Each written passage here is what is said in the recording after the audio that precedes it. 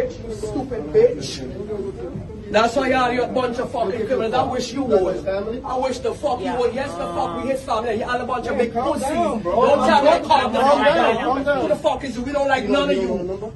You okay? No, how can I be okay? You okay? Are you okay? Are you okay? I look like I'm okay? Don't come up in my face here because I hit hard. Fuck wrong with you?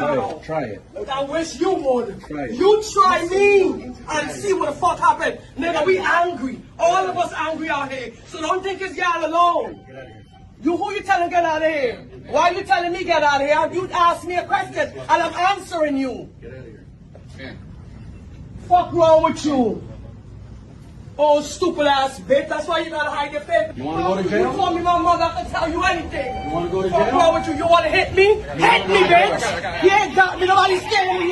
You're a pussy ass. Come. I got rings on, bitch. So me and you can fight. You a pussy bitch. You a pussy bitch. That's why your kids them don't like you. And your wife is fucking on you. That's why you gotta hide your face. My face ain't hidden, bitch. I'm American, you stupid bitch. Fuck wrong with y'all? You can take me too high. I'm Charlotte and Zodiac friends. You know what to do? Tell them, no. You want me? Fuck wrong with y'all? Fuck all of you. Put that on the news. Let Trump see it.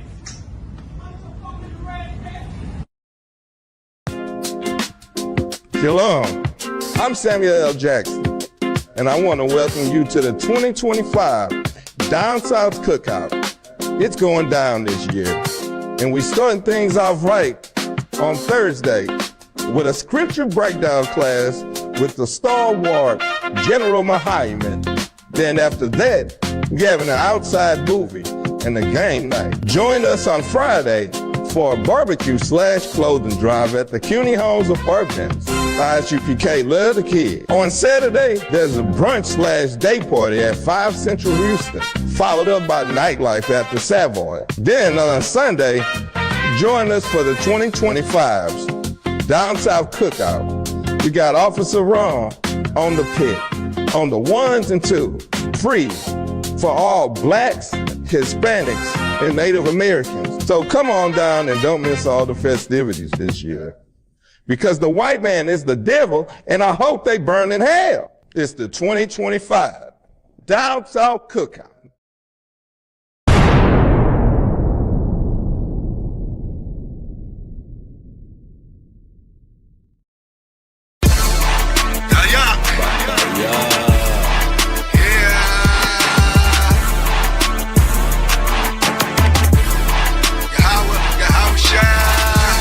Holiday, hanging out Dollar Tree. Watch how we fall away. It's a high holy day. Hands over like trumpets is blowing. Can you feel the atonement? It's a high holy day. The dedications for real sisters glad to have you. We feasting tabernacle. It's a high holy day. First fruits to spread 11 bread and day to rest our head. It's a high holy day. No sweat, got a head start on you. Waking up a priest feeling royal. Shouting out to the power, our Father, good God. Just a sight of make a hate of blood boil. The real wanna know you. Sisters get different that never consider something knitting, they can feel it. Look how I'm different, holy rolling up, sitting on high, too fly, no sign, the dry swishing eye, nigga. My spirit's like the most high living. Catch me with the Ottawa sipping. You ain't no pricing out from the same tribe. We kin up on my father's side. Look how we resemble. He a nigga, I'm a nigga. All my niggas Latino, Native Indian. All black party, you ain't getting it. Spirit ridiculous. God washed our city, anointed us from the beginning. Wrapped us in linen, silk bracelets, ornaments, earrings that bling on our women. That ornaments and a chain that swing from my neck. Big jewels in the crowns of the head of a bunch of mighty men. Though we all one body, my brother never go without it. If I got it, he got it, we got it together. Brotherhood is a weapon. Better watch how you step, who you threaten. It's a high holy day. No holiday, hanging out Dollar Tree. Watch how we fall away. It's a high holy day. Hands over like trumpets is blowing. Can you feel the atonement? It's a high holy day. The dedications for real sisters glad to have you. We feasting tabernacle. It's a high holy day. First fruits to spread 11 bread and day to rest our head. It's a high holy day. No tries and buys, the most high behind us. So it don't matter if we not desired. You cowards be quiet in the midst of a prince. Stand clear in your fears. Contagious like bravery on these austere men over here, like Christ showing militants. Other camps effeminate, scared to fight demons like addicts having habits. Faggots lying down instead of fighting on the savage. Shalom, Mike, Hebrew individualites, but they think they all follow Christ and got saved some way. Maybe one day you'll see just how it feels, making 144 in my ears as I'm steering. To get daring, had no fear, man. Chatting out the side, he called me the wheel, man. Every day my zeal been up and it's stuck like my garments. I.S.U.P.K, what they call me. I be like, card on the wall and I'm on it. Just give me the order so I know what the Lord wants. Meanwhile, I take a straw, drink a strawberry orange. All the wall, you be on the jacket and the phone thing. Fist up, reunion the Lord made. Get your kids and ribs up, throw your fist up. Tell them what's your name. What's your name? What's your name? And they can't do shit at all. It's a high holy day, no holiday. Pagan idolatry. Watch how we fall away. It's a high holy day. Hands over like trumpets is blowing. Can you feel the atonement? It's a high holy day. The dedications for real sisters glad to have it. We feasting tabernacles. It's a high holy day. First fruits to spread, unleavened bread, and day to rest our head. It's a high holy day. You see these high holy days, black man, Latino, and indigenous. These are the Lord's high holy days. These are your high holy days that you should be celebrating. Not Christmas, New Year's, birthdays, Mama's days, whatever white man days that he said you should celebrate. That has nothing to do with us. But these high holy days that are in the scriptures, those are the days that you should celebrate. Black man, Latino, and indigenous, you are God's chosen people. You keep these high holy days.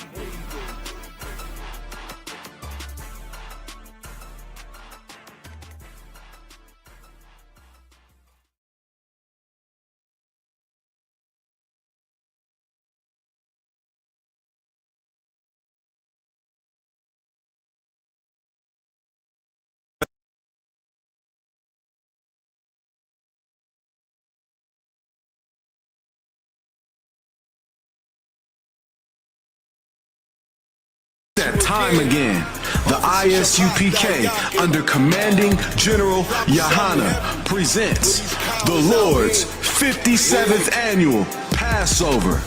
That's right, the Lord's 57th annual Passover, April 4th, 2026 in Houston, Texas.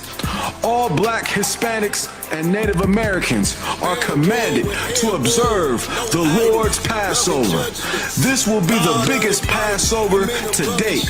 You do not want to miss this. Fresh lamb, fresh wine, and bitter herbs as commanded by the Most High. Only $200 per person ages 17 and up. The biggest event of the year.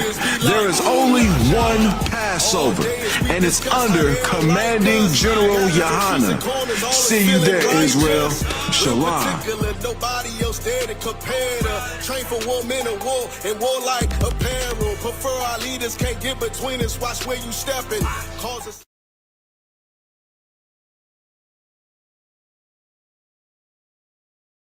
Time again, the I.S.U.P.K under commanding General Yahanna presents the Lord's 57th annual Passover.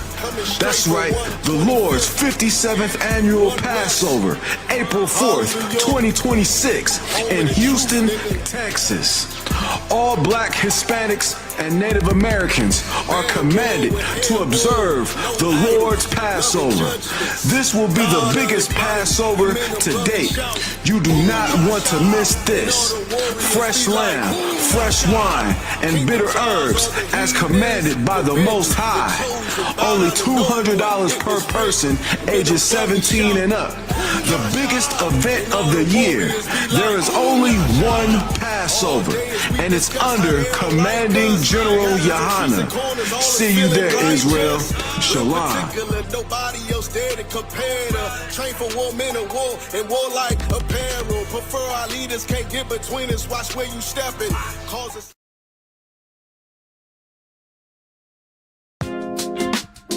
Shalom. I'm Samuel L. Jackson, and I want to welcome you to the 2025 Down South Cookout. It's going down this year, and we're starting things off right on Thursday with a scripture breakdown class with the stalwart General Muhammad. Then after that, we're having an outside movie and a game night. Join us on Friday for a barbecue/clothing drive at the CUNY Homes Apartments. I.S.U.P.K. love the kids. On Saturday, there's a brunch/day party at 5 Central Houston, followed up by nightlife at the Savoy. Then on Sunday, join us for the 2025's Down South Cookout. We got Officer Ron on the pit, on the 1s and 2s, free for all blacks, Hispanics, and Native Americans. So come on down and don't miss all the festivities this year. Because the white man is the devil, and I hope they burn in hell. It's the 2025 Down South Cookout. Hey, listen, brothers and sisters, man. If you like what you hear, hit the subscribe button, man. Subscribe to this channel. And also, please, go to ISUPK.com and pay your tithe. Drop me some cash so we can move around this planet like we need to, man, and do the things we need to do. They're one West. They're one West. They're one West. Hey, listen, brothers and sisters, man. If you like what you hear, hit the subscribe button, man. Subscribe to this channel. And also, please, go to ISUPK.com and pay your tithe. Drop me some cash so we can move around this planet like we need to, man, and do the things we need to do. They're one West. They're one West. They're one West. They're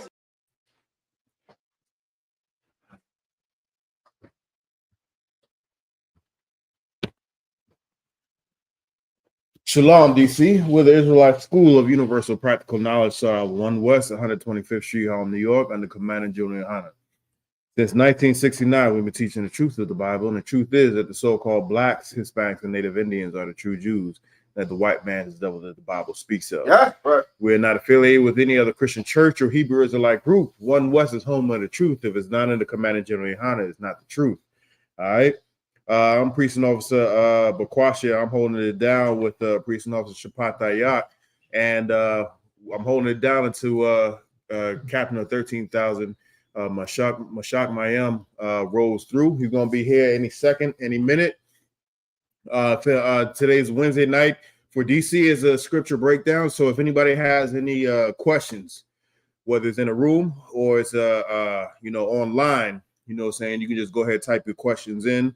We're gonna get your questions. We also have a phone line. You know what I'm saying? If you wanna ask a question or just comment on whatever it is you want to comment on, whether it's on topic or not. You know what I'm saying? You're gonna get an answer. It's not the Christian church. All right. If you could put the phone number up there, I'm gonna say it out loud. The phone number is 202-989-1950. 202-989-1950. All right. Anybody have any questions? You got any questions? Or are there any questions online? Nah, not more. Call line. You said nothing for the call line, right? You said nothing for the call line? Nah, nothing at all.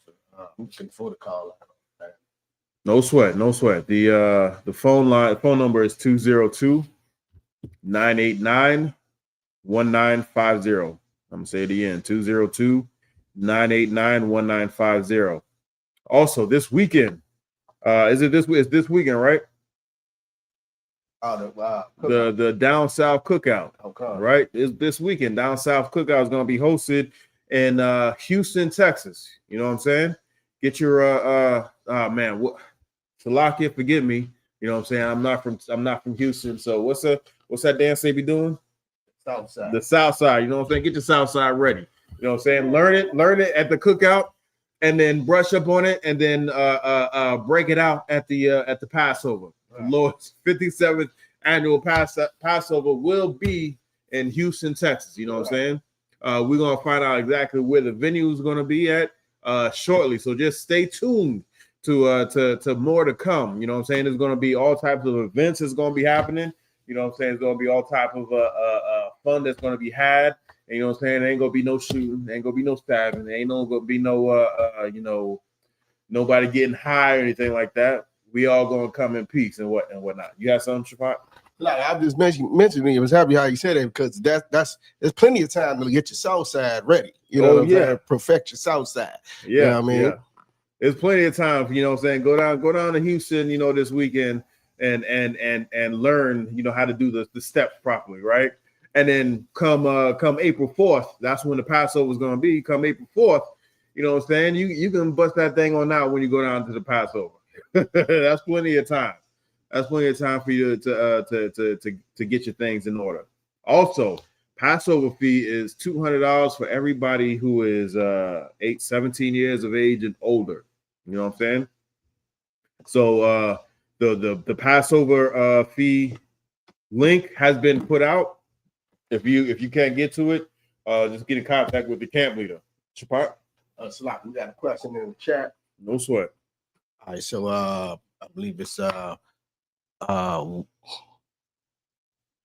warrior of Yahushua said how to cast down demonic thoughts injected by the enemy.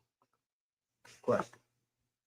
How to cast down demonic thoughts injected by the enemy. You have to give me a little bit more on that. Warrior of Yahushua. You're gonna have to give me a little more on that. You said how to cast out, you know, demonic thoughts. Give me a little more on that. You know what I'm saying? You're gonna have to give me a little more on that. You know what I'm saying? And when you say injected by who? By the enemy. By the enemy. You know what I'm saying? There's a whole ton of now if you're talking about, you know, I'm not even gonna put that on you. Let's just say you watching a movie and there's something in that movie that you know ain't right.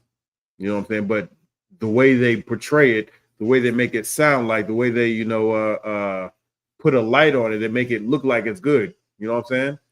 What am I talking about? Like, have anybody ever seen that movie Half Baked with Dave Chappelle? Oh. You know what I'm saying? Smoking weed is against the Most High, and they make that thing look like it's one of the best things to do on earth. You know what I'm saying? You got some? Salak, sir, forget about it. Red Lobster. What about Red Lobster? They got the sea roaches sitting on a grill. They sprinkling lemon and smothering butter on them, trying to make it look like that's food. That's not food. Oh no, I mean, yes, you're right. You're 100% right. But I'm just saying, I don't think I've seen a Red Lobster commercial in some years.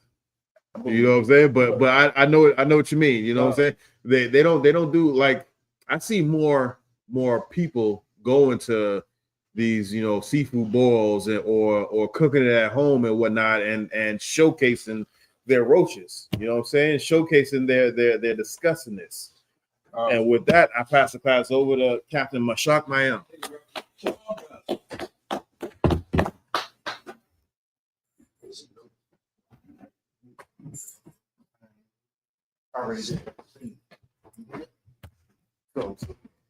What's going on, Akim? How you feeling? Yeah, not bad at all, man. Not bad at all. Yeah, man. Getting it in. All right. So, where you always at with this tonight? There was a question online from a brother, Warrior of Yahushua. He says, "What's going on, Warrior Yahushua? When you gonna make an appearance? I hope before Yahushua. I hope Warrior of Yahushua. I hope you make an appearance before Yahushua, please and thanks. Go ahead, sir. He says, how to cast out demonic thoughts injected by the enemy. Then I asked him to elaborate. He got some responses. He says, meaning the thoughts don't originate from me. I consider it spiritual attack from Shaitan and or negative thoughts that you do not want to have within your thought process. Okay. Okay. Read the question one more time. Wakan. Question is how to cast out demonic thoughts injected by the enemy. Okay. I'm gonna still need some more on it. Just so you know, brother, I'm gonna need some more on it because it could be a number of things, and I'm not at all saying this is your situation. It could be that you may have a mental problem, mental illness, right? Some people have mental illnesses that because of anxiety or depression cause them to start thinking things that are not practical or not disciplined. You get the point? Some people compromise their discipline because of the mental instability. All right. In addition to that, you also have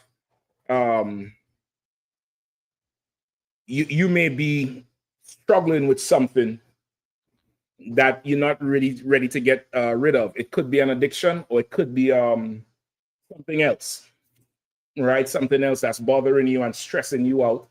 And because the stress is there, you're coming up with certain things, certain, maybe solutions, maybe options that, taking over your mind, taking over your thoughts.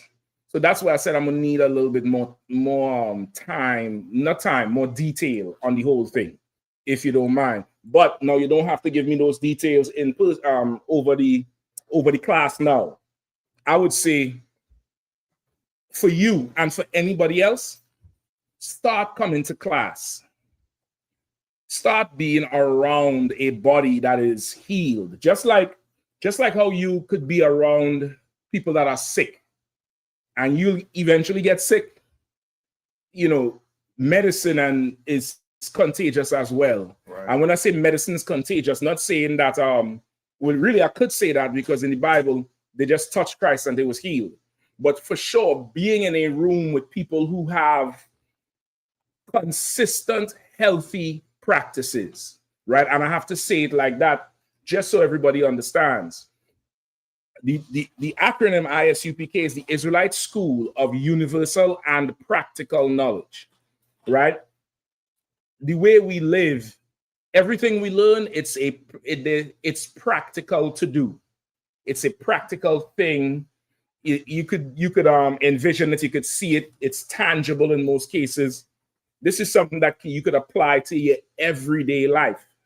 And if you're not around people who live and practice a healthy way of living, a holy way of living, you definitely would be around people who do not practice a healthy way or practice an unhealthy way of living or unholy way of living.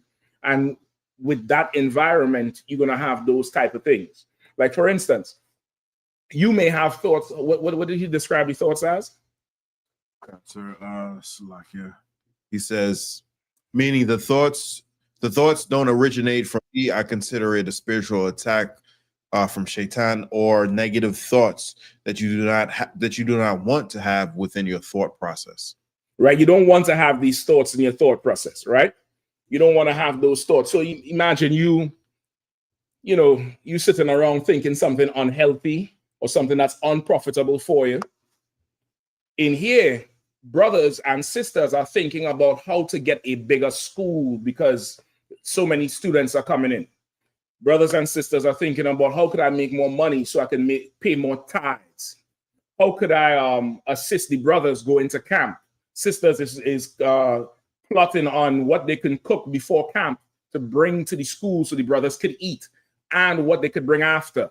Brothers is, planning their speaking for the weekend, or on the internet seeking some operation they could do. You get the point? The brothers in Jamaica right now securing themselves and preparing to help Israel, who is coming to them for help. Like, you don't got no time to think about nothing else because you're around people who live a different way. You want to get in class, brother. You want to physically get out of wherever you're at and come and sit in these chairs. These chairs are holy. These chairs are absolutely holy. You know who sat in these chairs? General Mahaiman, Commanding General Yahanna, Salakia, General Mahaiman, General Hazayan, General Shawama, General Kutham Gabar, General Mayaka Allah, Salakia. General Kutham Gabar, General Kobalamath, Captain Tahawar, Captain Tazariak. These chairs are holier, and many more brothers. Captain Nanthak, Captain Ash, Captain Kahan, Captain Shapana Pash, Captain Akkad, Captain Sakawar. Do I need to go on? These chairs are holy, brother. And a myriad of sisters are. A myriad of sisters who, help. General Mayak's Rib, I always forget her name. I don't want to butcher it. But you know who I'm talking about? The sister from Philly. You have General Mahaiman's Rib, Sister Shawashana. You have Izar. You have Ayan Lawana. You have sisters who came in here and sat long enough till the Lord was able to show them their real purpose in life. And you want to start to do that. You want to make less excuses to not be around. You get the point? You want to make less excuses to not be around. What's the best ability? Go ahead. Availability. The best ability is availability. You want to be around that. That's how you get healed. That's how you change how you think. Give me be transformed by the renewal of your mind. Was that Romans 2:12? 12:2. Give me Romans 12:2. And also give me damn, I just had it in my head. Give me be transformed by the renewal of your mind. Oh, it just slipped me out. Give me that one first. It'll come back to me. This is Romans chapter 12, verse 2. Romans chapter 12, verse 2. And be not conformed to this world, but be transformed by the renewing of your mind. Read it one more time. Be not conformed to this world, but be transformed by the renewing of your mind, that you may prove what is that good and acceptable and perfect will of God. Right? Be transformed by the renewal of your mind, because why? Say it again.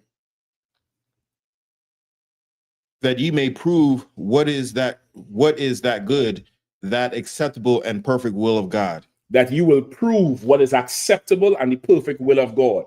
You could prove what's acceptable. Right now, your thoughts to you are unacceptable. At least you know that about yourself. Now, could I say for sure they are unacceptable? I don't know. I don't know what your thoughts are. And I'm not at all asking you to put them on the internet like that. But what I would say is you come up in here. You come up in here and sit long enough so you could be influenced. You want to be influenced. You want to have the right influence. The white man like to tell you, don't think, what you call it, herd mentality. You like to, discredit herd mentality, tell you have to be an individual and all that nonsense. But you want to find the right herd. You don't want to be an individual. Find the right herd. Having herd mentality is a buffer. It's a good thing. It's a very, very good thing. It's a good thing to have influence. It's a good thing to have the right type of peer pressure. Right. In the Garden of Eden, Adam and Eve had the wrong type of peer pressure. Adam and Eve took the peer pressure from the world. They wanted to be like everybody else, which is why they went and covered themselves with the fig leaves of the other trees. In the Bible, in the Garden of Eden, the trees represent the other nations. The fig leaves represent the philosophies and the customs and the ways of the other nations. Adam and Eve wanted to be like the other nations, and that's how we are as a people. Our self-esteem, by and large, comes from the other nations. You get the point? Wu-Tang Clan, their whole fame is attributed to the Asians, right or wrong. The talent is from the gutter, the talent is from the plantation, but the label is what they call it, comes from another nation. You get the point? Murder Inc. That comes from another nation. The original Murder Inc. was a Jewish mafia gang called Murder Inc. You get the point? And Trump there busy bombing boats in Venezuela. Was nobody bombing them? Was nobody bombing the Italian and the Irish mobs? In fact, they was bombing everybody in Chicago, setting off car bombs and everything.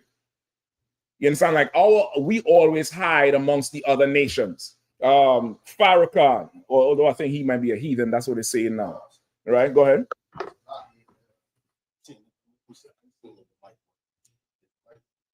Say again? Now I'm seeing it. He was doing something, singing my mic on my computer. I don't.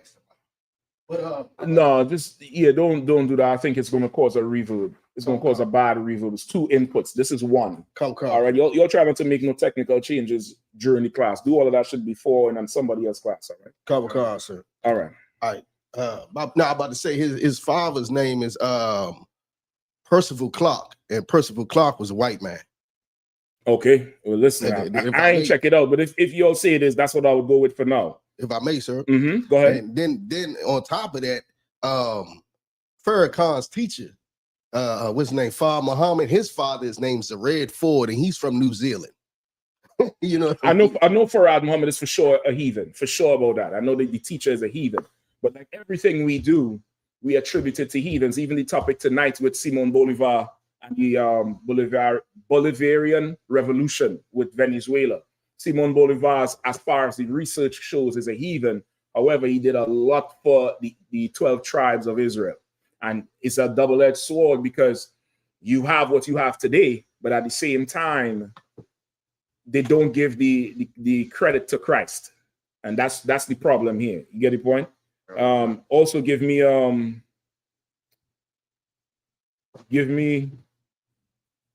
Romans. No, hold on.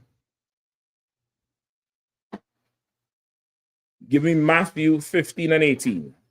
Right? Matthew 15 and 18. So we always go to the heathens for the esteem or to make ourselves better or to make ourselves feel better when we shouldn't, right? We shouldn't do that. We shouldn't fall to that peer pressure. We should fall to the peer pressure of the Most High. We should be concerned with what makes him happy, what makes him proud, what gives him what gives him joy. We should be concerned with that thing. We should be concerned with those things, not the heathen, not with how they are. Go ahead, Shapat, please. What did I say? Matthew 15 and 18, right? Okay. Give me Matthew 15 and 18. So like I say, you want to have that herd mentality, but what you want to do is find the right herd. That's what you need. You need the right herd. Go ahead. It's Matthew 15 and 18. But those things which proceed out of the mouth come forth from the heart, and they defile the man. Those things that proceed out of the mouth, what? Come forth from the heart. Come forth from the heart, meaning from the mind. Those things that come out of your mouth, that's what comes from your mind. So now what you want to do, you want to control your mind. You want to be transformed by the renewing of your mind. So what you say out your mouth is good and acceptable with the Lord.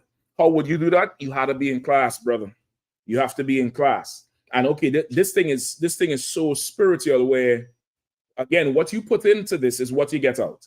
If you find that you're not getting enough, or you're not getting what you thought you would have gotten, or you don't spend X amount of time doing this and you're not seeing it, really that individual you can do more. And the Lord knows you could do more. So if you want more, go get more, go give more, go be present more, go put in more if you want more. But if you're satisfied with where you're at, then that's what you putting in. This is something you have to this is a lifestyle and a life-changing thing. You get the point? This is not a pill you could take overnight. This is not that. However, the Holy Spirit is there for who wants it, who wants the whole thing. So for you, brother, you in the area, if you close to a school, I'm talking about driving distance and shit. I'll raise the bar on you all now. Driving distance is about 2 hours. I'm telling you, straight up and down driving distance is just about 2 hours for a class. All right, go ahead. Come on, Shabbat. Just like if I could give a shout to Mataya, he drive 3 hours. Mataya, well, it's really 2 and something. But he come up, but he moved further out. There's a few brothers who do it. There's sisters who have done it. Early days, brothers was doing it back and forth to go to camp. There was a time, DC go to Richmond and Baltimore. There was a time it was Delaware Thursday, DC Friday, and Philly Saturday. And that was the weekend. You didn't have time for shit. I didn't see you street for about 15 years. I didn't see Adams Morgan since 2006, brother. I think that's the last time I went there and hung out. Because you're going to put in what you really want out of the job. You're going to put in what you want out of this career. You're going to put in what you want out of this lifestyle. Whatever you want, you can get it from the Lord. But you gotta seek his kingdom first. You want to get rid of them thoughts in your head up? Come in here and sit down in here and let me fill your head with new thoughts. Let me put something new in your head like it was put into mine. Like I sat in that chair and got checked, learned, told to shut my mouth, read, when to read, congratulated when I made a good point. That's how we build again. That's how we rebuild. That's how you get reborn. You're going to have to come in here. You're going to have to do it. Now, if you 100 miles away from a school, by all means, tune in online. Tune in online. Even the brothers in Trinidad, they're a few hundred miles away, but they're in a building together. Right. You get the point? They're in a building together. The Bible says, where 2 or 3 are gathered in my name, there I am also. That's what Christ said. Where 2 or 3 are gathered in my name. The only reason we're here is because of Christ. There's no other reason that we're actually here. You understand? Where 2 or 3 are gathered in my name, there I am also. So if you're in driving distance of a school, and I ain't taking nothing less than 2 hours, you are an hour and a half away getting there, man. Them broads been driving 2 hours. You'll rent a whole SUV for 2 hours to go see Beyonce in some foil. Broad come out on the stage with foil on a fake horse. You'll pay $1,300 and drive 2 hours in a black SUV to go see her. You can't come to class? Come on now. If you want it, it's there for you to have. All right? If you want it. Go ahead. So he asks, because you said about the council. He says, what time is the best time for council? I'll aim to give a call over the weekend after work, Saturday or Sunday sometime. You call whenever you're ready, brother. You call whenever you are ready. All right? That's what you need to do. Call whenever you are ready. Right? But I would advise you to be in class. Get in class. That's what you need. Go ahead, Al. Like just to be clear, this number that's on the screen is not the number he's going to be calling when it's time for council. Find out if is he on Facebook? Find out if he's on Facebook. Kind. Boy. All right. If we have any other questions, let me know. No other questions online. All right. No sweat. If there's any questions in the class, let me know as well. Definitely gonna get into the topic tonight with Venezuela. All right. Okay. Let me know when he responds, please. All right. Okay. He says he doesn't have Facebook or IG anymore. Ain't no sweat. Ain't no sweat, brother. All right. All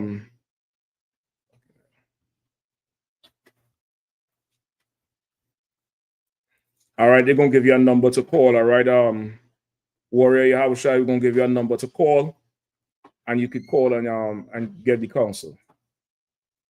All right.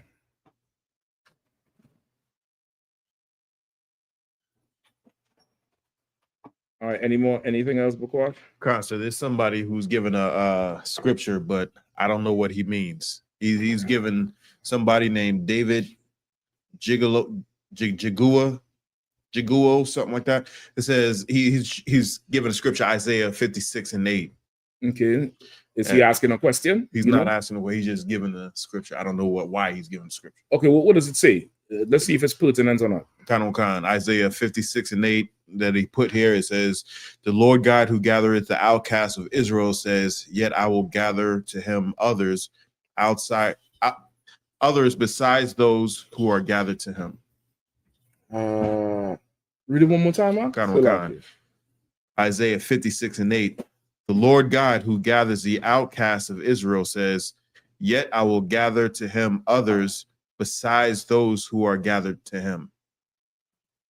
Okay, I don't know why he's pulling this precept, but if that is that's talking about bringing back the 12 tribes who are scattered abroad.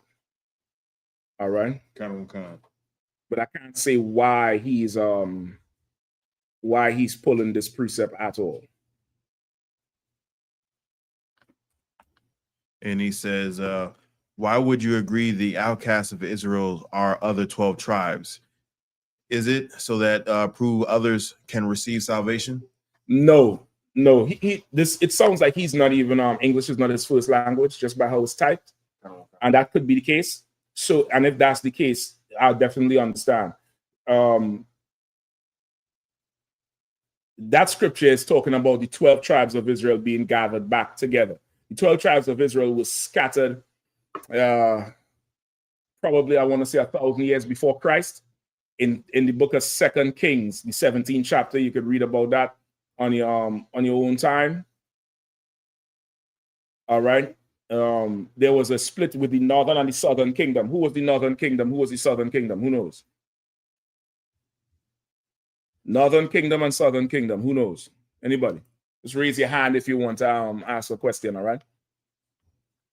Or answer the question. Who was the northern kingdom? Who was the southern kingdom? Salaki, sir, if I may.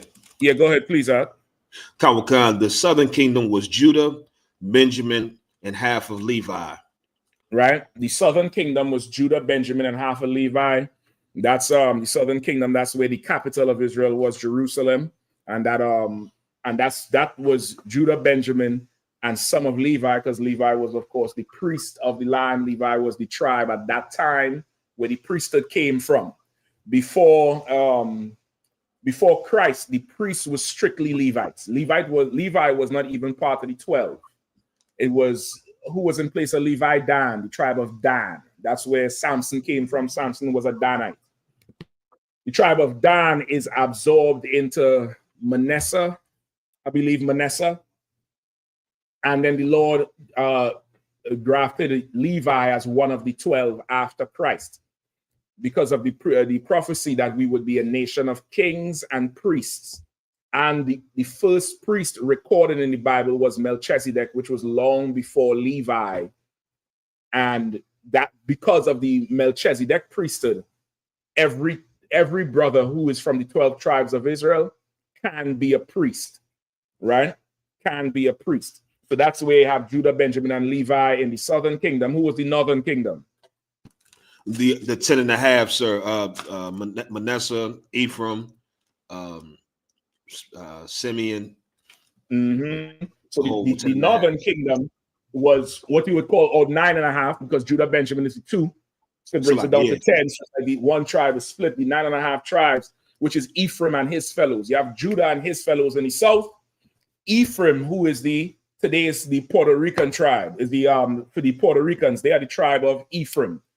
Ephraim ruled the northern kingdom. Their capital was Samaria. And Ephraim and his fellows, which would be your Latin tribes, your so-called Latino tribes, and your native and indigenous tribes, they would be Ephraim, right? Bukash, you be able to play video when you're ready? You sure? I'm ready now, sir. I ain't ready just yet, but I just want to keep this up just in case I need to play it from me. All right, go ahead. So, you good to go? All right, no sweat.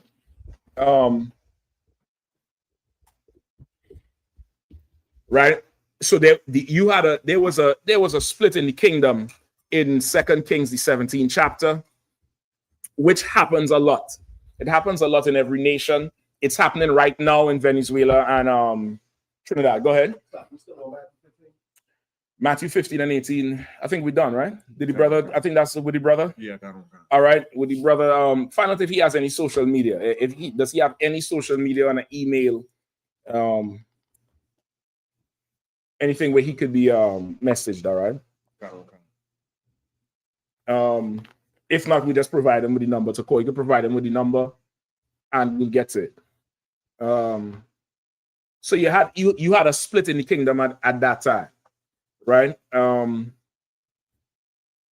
now, because of that split, the Lord allowed the northern kingdom to go into captivity, in the Assyrian captivity under King, who's that? Salmanasseh or Ahasuerus? One of them. Right. That was the Assyrian captivity, right, into Babylon. Those tribes were scattered throughout the earth. Those are the tribes that left the Assyrian captivity. Let me get in the Apocrypha. 2nd Ezra, I think, 13? Let me get that in the Apocrypha real quick. Those are the tribes, the so-called Latin American tribes, the native Indian tribes that we have today. All right. What do I want? Second Ezra 13, I believe. And 13 and 40. I got it, sir. 13 and 40. Go ahead, please. Kalawakan. Second Ezra, chapter 13, verse 40. Students, just pass them an Apocrypha if you have an extra one. The Apocrypha got a red book. Y'all could share it with them if they don't have it. They all got one Most High in Christ, sir, just to follow along. The Apocrypha was removed from the 1611 King James Version Bible by the Catholic Church, I believe in the Council of Nicaea or Chalcedon, one of them. And it was took out of the Bible, but this was part of the Bible. And when you read the Apocrypha, you would see why they took it out. If the Apocrypha remained in there, the Catholic Church could not exist. Go ahead. Go ahead. This dude, David Giugio, says, read it slowly. The Lord is going to gather others. Shut up, nigga.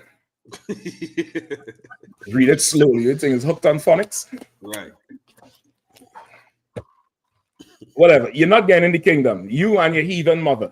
You're not getting in there. All right. Most people who have some heathen mother, or Lord forbid, you don't fall in love with some heathen slut, some African, some Chinese, some white woman. You like to find a precept in the Bible to justify your love, because every time you lay down with them or give them a kiss on the cheek, you feel guilty. That ain't got a goddamn thing to do with me. Right? I didn't tell you go take them. No heathen is going to be allowed into the kingdom. None. Unless they're slaves. All right. So let's get it. Give me 2nd Ezra chapter 13 and 40. Khan. If I may, I'll take over. Go ahead, up. All right, Khan. This is the book of 2nd Ezra, chapter 13, verse 40. Those are the 10 tribes which were carried away prisoners out of their own land in the time of Osea, the king of whom Salmanezar, the king of Assyria, led away captive, and he carried them over the waters, and so came they into another land. Right. This is a precept straight from 2 Kings, the 17th chapter, where that king. What's up? It's the unusually large number of people. Don't worry about it. Let's keep going. That could be Giorgio trying to bring the heathens in here. Right. Go ahead. Come. Verse 41. This is the king Hosea, was in charge of the northern kingdom because they split from Israel. There was a rebellion in Israel at one time, and it happens from time to time. It happened with Joshua, I believe. It happened with Joshua. You know, Moses wasn't the only one to split water. This thing happened with Joshua, and Joshua had to split some water on, I think, Reuben and them wanted to have a separate Passover, right? And Joshua and them said, oh, you want to have a separate Passover? No problem. Me and the rest of Israel is going to come visit you, and it might be the last one. So make a decision today. It was a threat, right? If you need a precept on it, I could go through it another time. But they wanted to have a separate Passover. They was bluffing up until Joshua rolled. And then them niggas said, nah, there's only one. We'll celebrate Passover at your altar, not ours. Because it's a death penalty offense to breach the nation. It's a death penalty offense to separate and start something new that the Lord did not appoint.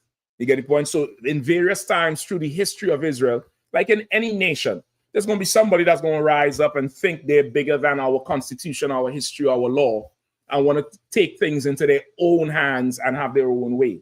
And this happened with 2 Kings. This happened with Saul and David. This happened, Cain and Abel. It happens all the way through. And anytime there's confusion about what the Lord wants, there's going to be war. And whoever wins is who the Lord is with. That's how life is. That's how the Bible is. That's just it, right? So here now, majority of the kingdom is into captivity, in the Assyrian captivity.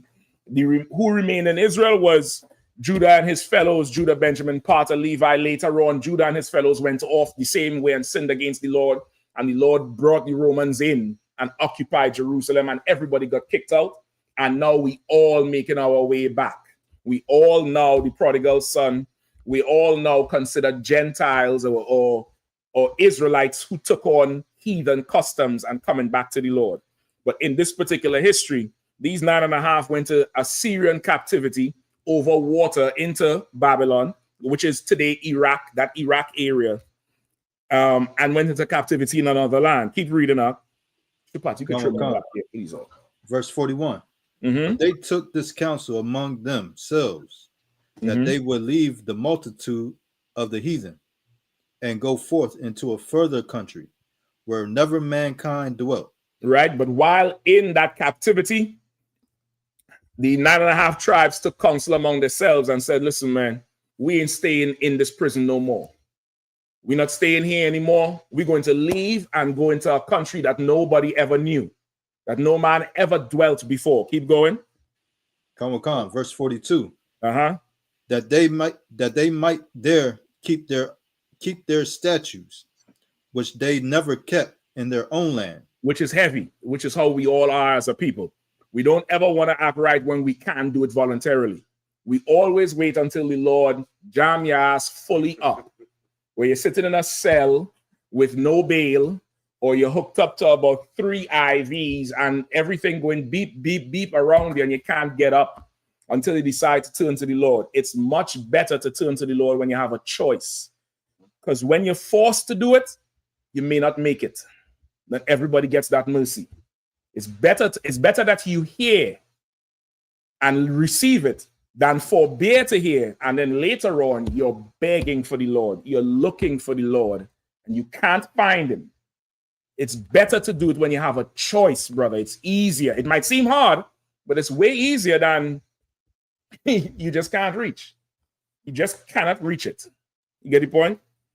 So the 9.5 tribes, they said to themselves, we're not going to stay in this captivity any longer. We're going to break out and go to a whole new place, and we'll keep God's laws there. That was the plan. Go ahead. Come. And they entered into the Euphrates by the narrow passage of the river. Go ahead. For the Most High then shewed signs for them, and held still. Alexa giving trouble. What's going on? Alexa raise a damn hand, man. Go ahead. Come.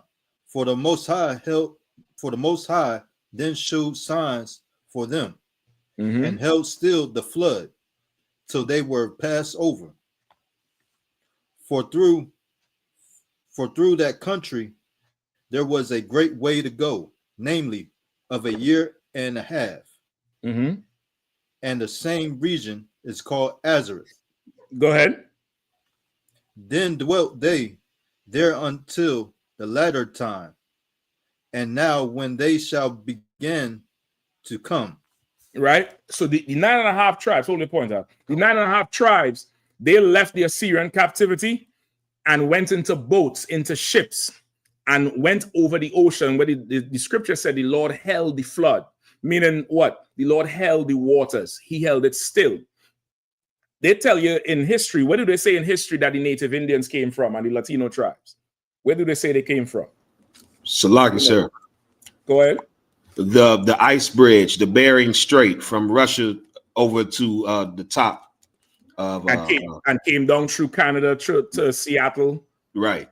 And came through Washington. That's what they say, right? They say that the native Indian tribes walked to America through the Bering Strait. You'll see that map up there? Okay, so to the left, you see where America is, right? You see to the left of it, you have that green spot that's supposed to be what? What's up there? That's Alaska up there?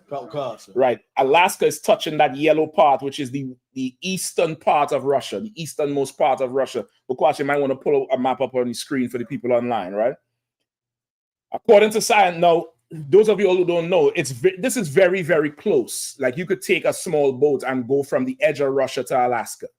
Alaska belonged to Russia many years ago and was sold to America for some purchase, right? If you go up there right now, there's a lot of Russian architecture and a lot of Russian descendants.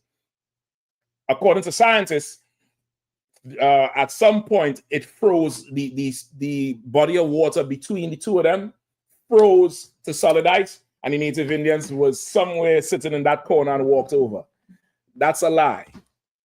They sailed from, touch where Iraq is on the map there. Yeah, in that area right up there, go up a little high, right? So you have that's, I think that body of water is what going up into the land is what, the Red Sea? Arabian Sea, sir. No, go up some more. Go to your left and up. You're right there. What's that body of land? Water? Persian Gulf. Persian Gulf. You see all that area up there? To the right of that is Iraq, right? That's the Assyrian captivity.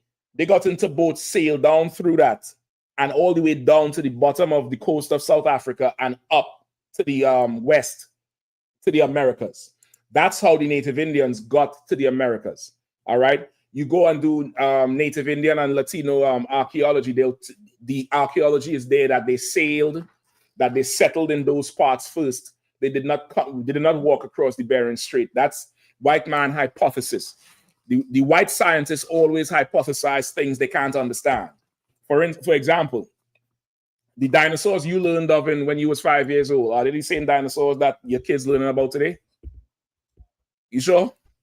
Yeah, they got some new ass dinosaurs today. In 20 years, the dinosaurs gonna have cell phones. Because the white man has never seen a dinosaur. When you go to the museum, the whole structure of the dinosaur, have they ever found a whole dinosaur? Anybody knows? They've never ever found a whole dinosaur. They found a large bone.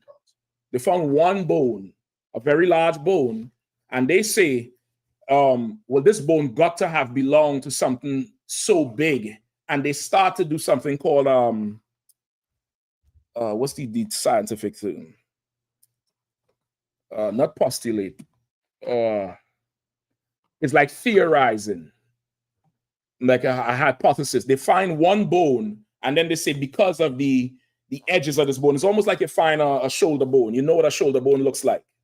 And they say, okay, for this bone to be this size, it had to belong to something big, bigger than an elephant, because an elephant bone is this size, but what we found is bigger. So now they be what's the damn thing, boy? Hypolate. It's some scientific theory. Is it postulate? Not postulate. It'll come to me in a second. Where they put the bone here and they start to draw what they think is the structure of the animal that belong to this bone. And as science evolves and they learn more about bones, the animal changes. So you would see the dinosaurs your parents learned about 20, 30, 40 years ago. That's not what the kids are learning about today. They got dinosaurs with feathers today. That's what they're saying. Have you ever, when you was growing up, the dinosaurs have feathers? Not the one on the earth. The ones that fly in maybe. But they have dinosaurs walking around with feathers. That's what they're teaching the kids, because they never actually found one. It's all an educated guess. They use the science and they make an educated guess on what something looked like. And it's the same thing with the history of the Bering Strait. That's an educated guess. There's no artifacts up there that say it. The artifacts all say they went into a ship and sailed according to what the Bible says. Go ahead. I got it. It's called paleontology. That's the study of it. But the process of taking this one thing and building a whole story around it is something else. It's not high. So long, sir. Go ahead. Is it asteology? That's the study of it. This thing is like a postulate, something like that. I remember. Anyway, let's just get back to the topic, all right? So now these tribes went into the captivity, and they're here today. The Native Indian tribes are the 12 tribes of Israel. The Latino tribes, also the native Latino tribes, not the descendants of Spaniards. The native Latino tribes that you would find in the Puerto Rico, the Boricua, the native Cubans, the native South Americans. Those people are the 12 tribes of Israel. It's in our customs. It's in their history. You would find many designs of the shield in their clothing. They wear the braids like Israelites. Their clothing has the fringes law into them like the children of Israel. Go ahead. Slack, if I may, what was the name of that hill in New Mexico where they had it designed like a bunker, like a fortress? Like a fortress. I know what you're talking about. Something mesa. But they had Hebrew writing. They had Hebrew writing. The oldest tablet, the oldest record of the 10 tribes, the 10 commandments is found in Hebrew from one of those places in New Mexico where the Native Indians settled, right? And it's found in Hebrew. Why is it found in Hebrew in Native Indian culture? Because the Native Indians are Israelites. Right. They're not heathens. The Chinese, the Japanese, they are heathens. So when that scripture talks about the Lord bringing out every other, what does it say? The one he pulled? So it says the Lord is bringing others into the 12 tribes, into the nation, something like that. I don't want to paraphrase it wrong. It's talking about those who are scattered. It's those who are scattered abroad. Give me James 1:1, 1 Peter 1:1 as well, all right? So like you want me to read the scripture? Yeah, please. 1 second, I'm gonna come to you. Isaiah 56:8. The Lord God who gathers the outcasts of Israel says, yet I will gather to him others. Who gathers what? The outcast of Israel. The outcast, right? Outcast meaning what? They didn't keep the laws here, so they got outcast. Go ahead. Khan. Yet I will gather to him others besides those who are gathered to him. Right. Besides those who are gathered to him. For the dummy, the slow one who say read it slow. The others he's gathering are besides those who are gathered to him, meaning who he kept at that time, which was Judah, Benjamin, part of Levi. He said, I would gather others besides them, which are the ones who are scattered. Give me 1 Peter 1:1, James 1:1, if you have it real quick. James chapter 1, verse 1. James, a servant of God and of the Lord Jesus Christ, to the 12 tribes which are scattered abroad. Greeting. The 12 tribes which are scattered abroad, not some other heathen, not some other nation. This is a letter to the 12 tribes that are scattered abroad. The entire New Testament is not to the rest of the world. It's not God loves everybody. The New Testament is a letter to the children of the Old Testament who are not in Jerusalem anymore, who are scattered throughout the earth. That's why it was sent to them. When Paul went to Rome and Corinth and Galatia, he didn't go to recruit white people. Paul was no white man. He went to find Israelites who was worshiping the customs of Rome and Galatia and Corinth. Go ahead, Shapat. Salaki, sir. James and Paul and all them, it says in the scripture that they were students of Christ, saying apostles of Christ. And Christ said, I come not before the lost sheep of the house of Israel. It's all over the Bible. It's all over the Bible. Let me get James 1:1, then we move on, all right? Just for time's sake, for sure, because I might need some time with this Venezuela thing. It's like, also, already I the just James read 1:1? it. Khan. Okay, let me get the other First one. Peter. Please. First Peter 1:1. Peter, an apostle of Jesus Christ. Peter, who is an apostle of Jesus Christ, which is, Peter the rock. That's his right-hand man. Go ahead. To the strangers scattered throughout Pontus, Galatia, Cappadocia, Asia, and Bithynia. Read it one more time, Salah. Khan. 1 Peter 1:1. Peter, an apostle of Jesus Christ, to the strangers scattered throughout Pontus, Galatia, Cappadocia, Asia, and Bithynia. Right, all these is places that Paul went to, that Paul wanted to raise up, and these are the strangers. Who are the strangers? Those of Israel who are scattered in those areas. All right, any more on it? Please read on. I think there's more. Verse 2. Elect according to the foreknowledge of God the Father, through sanctification of the Spirit unto obedience, and sprinkling of the blood of Jesus Christ, grace unto you and peace be multiplied. Right, grace unto you and peace. Hold on, I think you left something out. Let me pull up to you and grab it. All right. No, that's it. 1 Peter 1:1, James 1:1. That's what you would need for the scattered. All right. This is not talking about, bringing an African in or Ethiopian in or Chinese in. That's the Bible is very clear. This is for the 12 tribes of Israel. All right. The 12 tribes of Israel: Judah, Benjamin, Levi, Ephraim, Manasseh, Issachar, Zebulun. Who else I'm missing? Asher, Naphtali, Gad, Reuben. All right. I think that's it. I'm missing anybody? I think that's about it, right? Which is the so-called Negro in America, the West Indian, Puerto Rican, the Cuban, the Jamaican, West Indian, the Brazilian, Panama, Mexico, Chile, Argentina, Bolivia, the native people of those lands. We are all the 12 tribes, the native Indians, the Seminole Indian, the Cherokee, the Blackfoot, the Chickasaw, the Sioux, those native people. We are all the same people. We are all the same nation or race of people. We just come in many different colors, and because of captivity, we speak different languages, but we are the children of God. Much like the white man, they're all Esau, but you got Germans, you got Polish, you got Britain, you got the American, you got the French, you got the Spaniard. They're all devils. They're all the white man, but they got their own tribes. You got the 12 tribes of Israel. I believe in Esau's kingdom is called the 13 dukes of Edom. The 13 dukes of Edom, they're split up in empires in the same way, but they're all the same people. All right. Good to go. Any more? Thank you, sir. Please go ahead, Ak. If I may, I wanted to make a point on topic about just proving that the same people from the ancient times of Egypt are the same people is the greatest architects from them pyramids is the so-called I.S.U.P.K, because at that point in time, I.S.U.P.K, well, in Mexico, they have the same pyramid structure.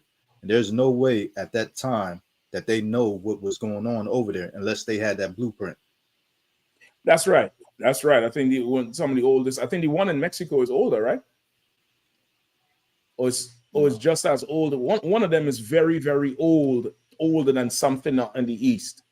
I think that one of them pyramids in Mexico is super, super old, or is the biggest one or some shit like that. Go ahead. I know there's more on this side of the earth than the other side. Kind of kind. All right. The history is there. It's just if you want it. All right. Boom. No, I still need this. If there are any questions in the room, y'all don't be shy. Y'all make it here. I get your questions answered. All right. If not, I'm moving on. You good to go? Give me Genesis 49 in the meantime. Y'all good? Any questions in the room? All right. Just raise your hand if you have a question in the meantime. All right. No, okay. All right. Give me Genesis 49. All right. So many of y'all, I'm sure everybody in here paying attention to the news. Give me some things of what's going on in the news right now. Right, we finished with the Apocrypha too. Y'all ain't got to hold it open. If you could close it and relax yourself until the next time. What's going on in the news right now? Let me get somebody else, Shepard. I know you up on it. I'm gonna start to skip you in a second. A short second. I realize you tuned in and sharp. 1 second, ROI. Let me get a young brother here. Go ahead. They're talking about closing food banks. Not food banks. Well, not food banks, but they were talking about food stamps and SNAP, right? Government assistance. They're talking about shutting it down. Let me get your brother next to you. What are you hearing about what's going on in the news today? Honestly, I don't really pay attention to a lot of news stuff. That's fine. I didn't pay attention to the news before the truth either. The only news I was concerned with is the new Jordan. That's what I wanted to find out. When it dropping and how much. That's about it. Let me get some of these sisters. Sis, go ahead. Either one. Y'all rock, paper, scissors for it. Whoever want to go first. Go ahead. Y'all shoot dice. Whatever y'all do. Somebody go. I don't know how to skip you. You go ahead now. Go ahead, sis. What's going on in Jamaica? Dealing with the hurricane in Jamaica. Yeah. You know what I mean? Y'all know Benjamins. They was partying yesterday before the hurricane. I watched some videos today. Them niggas diving in the water. I'm like, boy, we the special people of the earth. Them bastards in Palestine crying, talking about stop bombing us. You got Jamaicans partying in the middle of Melissa. Good night. We the children of Israel for real. Because if you can find the video, they show you the streets got like about 20 feet of water. Them niggas on top like a balcony in a house. And they're diving into the water. Yesterday, before the damn hurricane, they in the streets partying, brother. They having a hurricane party. You may not know. But in the Caribbean, we find an excuse to party for everything. I for sure know it. I lived through a coup in Trinidad, and I remember when they took over the government, they had what they call curfews. You couldn't be outside after a certain time. I think it was 6 to 6. So after 6, if you're outside, you could get shot, you could get killed, you could, the army could lock you up, you could go missing. Brother, there was curfew parties at 5 o'clock. Niggas is driving to the house. And they're in there for 12 hours. Food, drinks, and music until 6 the next morning. There's nothing else to do. What are you going to do? Sit in the house and just, worry? Man, turn that music up, man. I can go ahead. Like I said, I saw a video where a brother was in the middle of the storm at the beach and watching the waves jump over the rocks like, oh! Listen, I'm trying to tell you, we the 12 tribes of Israel, brother. I'm shocked at the death toll. How much is the death toll? So far, who knows? It's like who knows what they're saying? Go ahead. I seen that the death toll is only 26 because it's from Jamaica to Haiti, and it's now hitting Cuba. Well, and that's between the two islands, right? Well, the 3. Yeah, that's this morning I heard like 6 or 7. Not saying that that's just a little bit, but compared to what you thought that disaster would have brought. That's ridiculous. How much people died down there in Texas? On that, you remember that flood, that hurricane? How much people died down there? I want to say, it was way more than that. It was way more than that. Like, we the Lord's children. When we came out of Egypt, we was in the wilderness. Moses went up on the mount to talk to the Lord. Moses came back down. What was the people doing? Partying. But that's Israelite. We stressed out. I guarantee you, brother, there's going to be a no food stamp party sometime this weekend.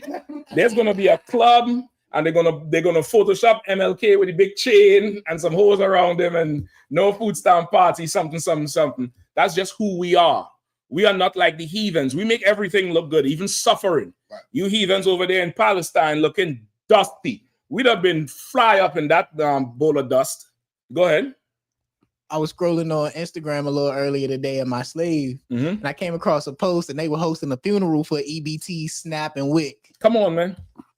I'm trying to tell you, we different. Bukwash got the video up on the screen. They partying, brother. Now, Bukwash, Benjamin is. Don't show no ass and shit up. Just don't do that, brother. Don't do that. I don't want to get a call saying, why am I enticing young brothers? Right? But that's what's going on. You could pass it, Mike. Let me hear, sis. What do you know that's going on in the news right now? Or Salaki? But whoever have it, that's fine. You can pass it to her afterwards. I've been hearing about how Trump firing people in the White House. He's definitely getting rid of everybody. He's shrinking the government, trying to hold money back, saying they broke, while he spends $300 million on a club. I'm going to come back to you. Go ahead, sis.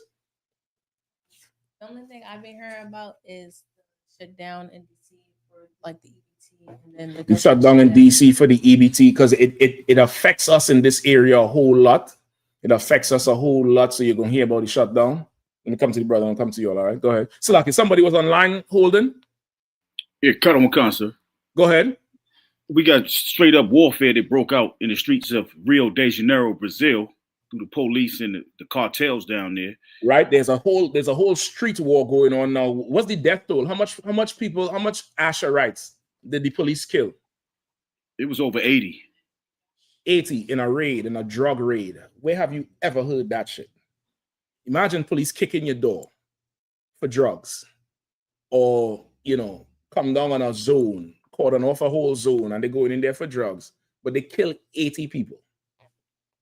Where have you heard that ever? Go ahead. Sorry, there's a question online, but when you saying that, it reminded me of a story. So go ahead. Story time with Bukwash. Yeah, you need to start the channel. You need to start the channel. When I was dot. So when I was in I told you. Go ahead. I was in Sao Paulo, and I was going somewhere, and I know where, but somewhere. There's a club name somewhere. Yeah, concert. So I was like sitting in this park, and I was about to just go. I was just relaxing, right?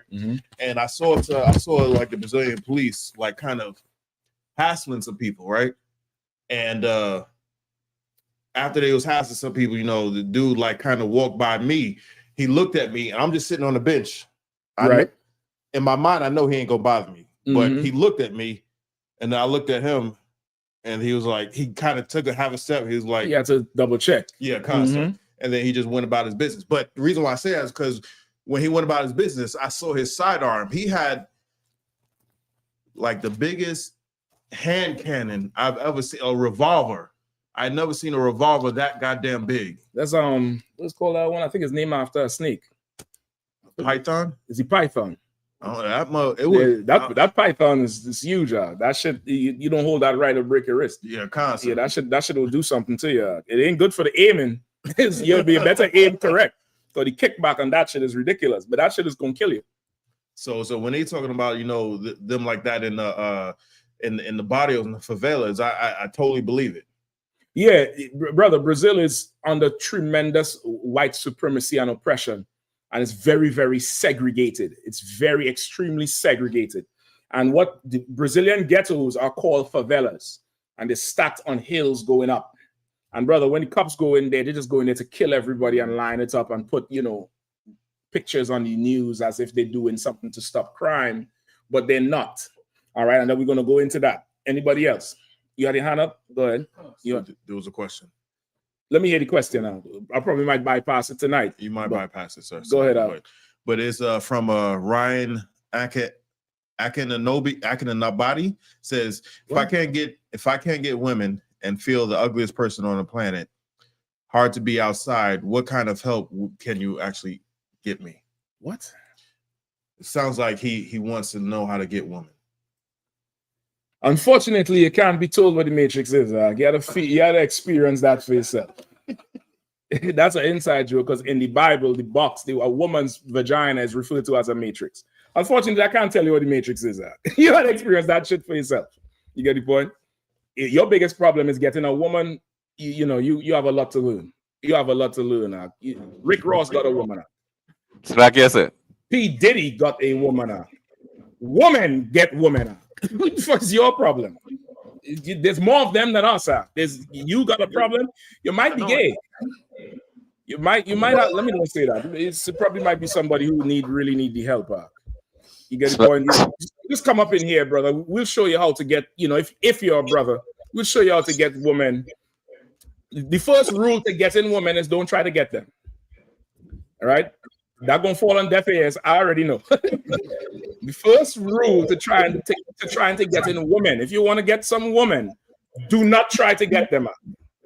You come up in here, they'll be trying to get you, and you'll have your pick of the litter. Go ahead. Who was on? Like yes, sir. Go ahead, Shaw. And today Asha pull up Kamla. Come on, explain it. Break it down.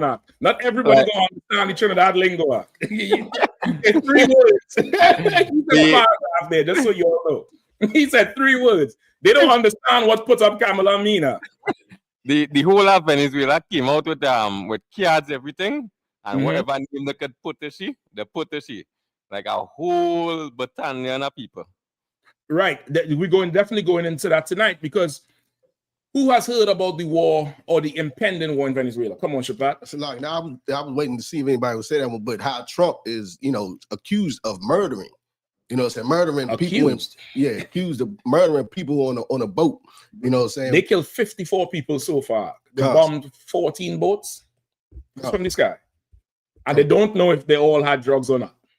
They just see a boat, bomb the boat. 54 people dead so far. Go ahead.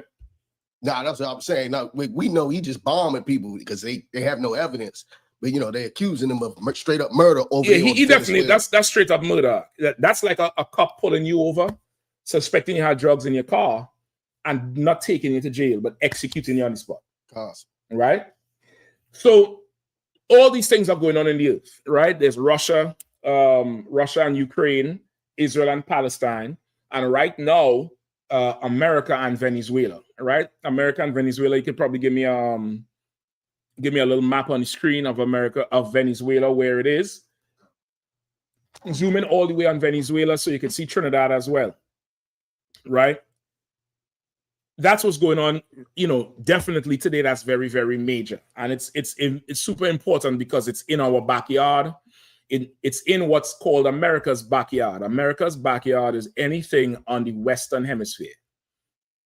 America is dubbed the world police. Really is the most powerful country in the world. America decides if you eat or you don't eat, right? There's a few countries that could step to America, namely Russia and China, but everybody else more or less bends the knee to the flag, right? Go ahead. No, I think you might want to zoom in a little bit more. I need everybody to see where you might want to get the colored map so you could see where Venezuela is and see where Trinidad is. You might want to get the colored one. That one is kind of what do you call it? It's so green, super, super green. You get what I'm saying? All right. Let me know if you need help too. I had this computer up here. I might be able to help you out with it. All right. So now, how many people have heard about Trump moving on Venezuela? Is that familiar to y'all at all?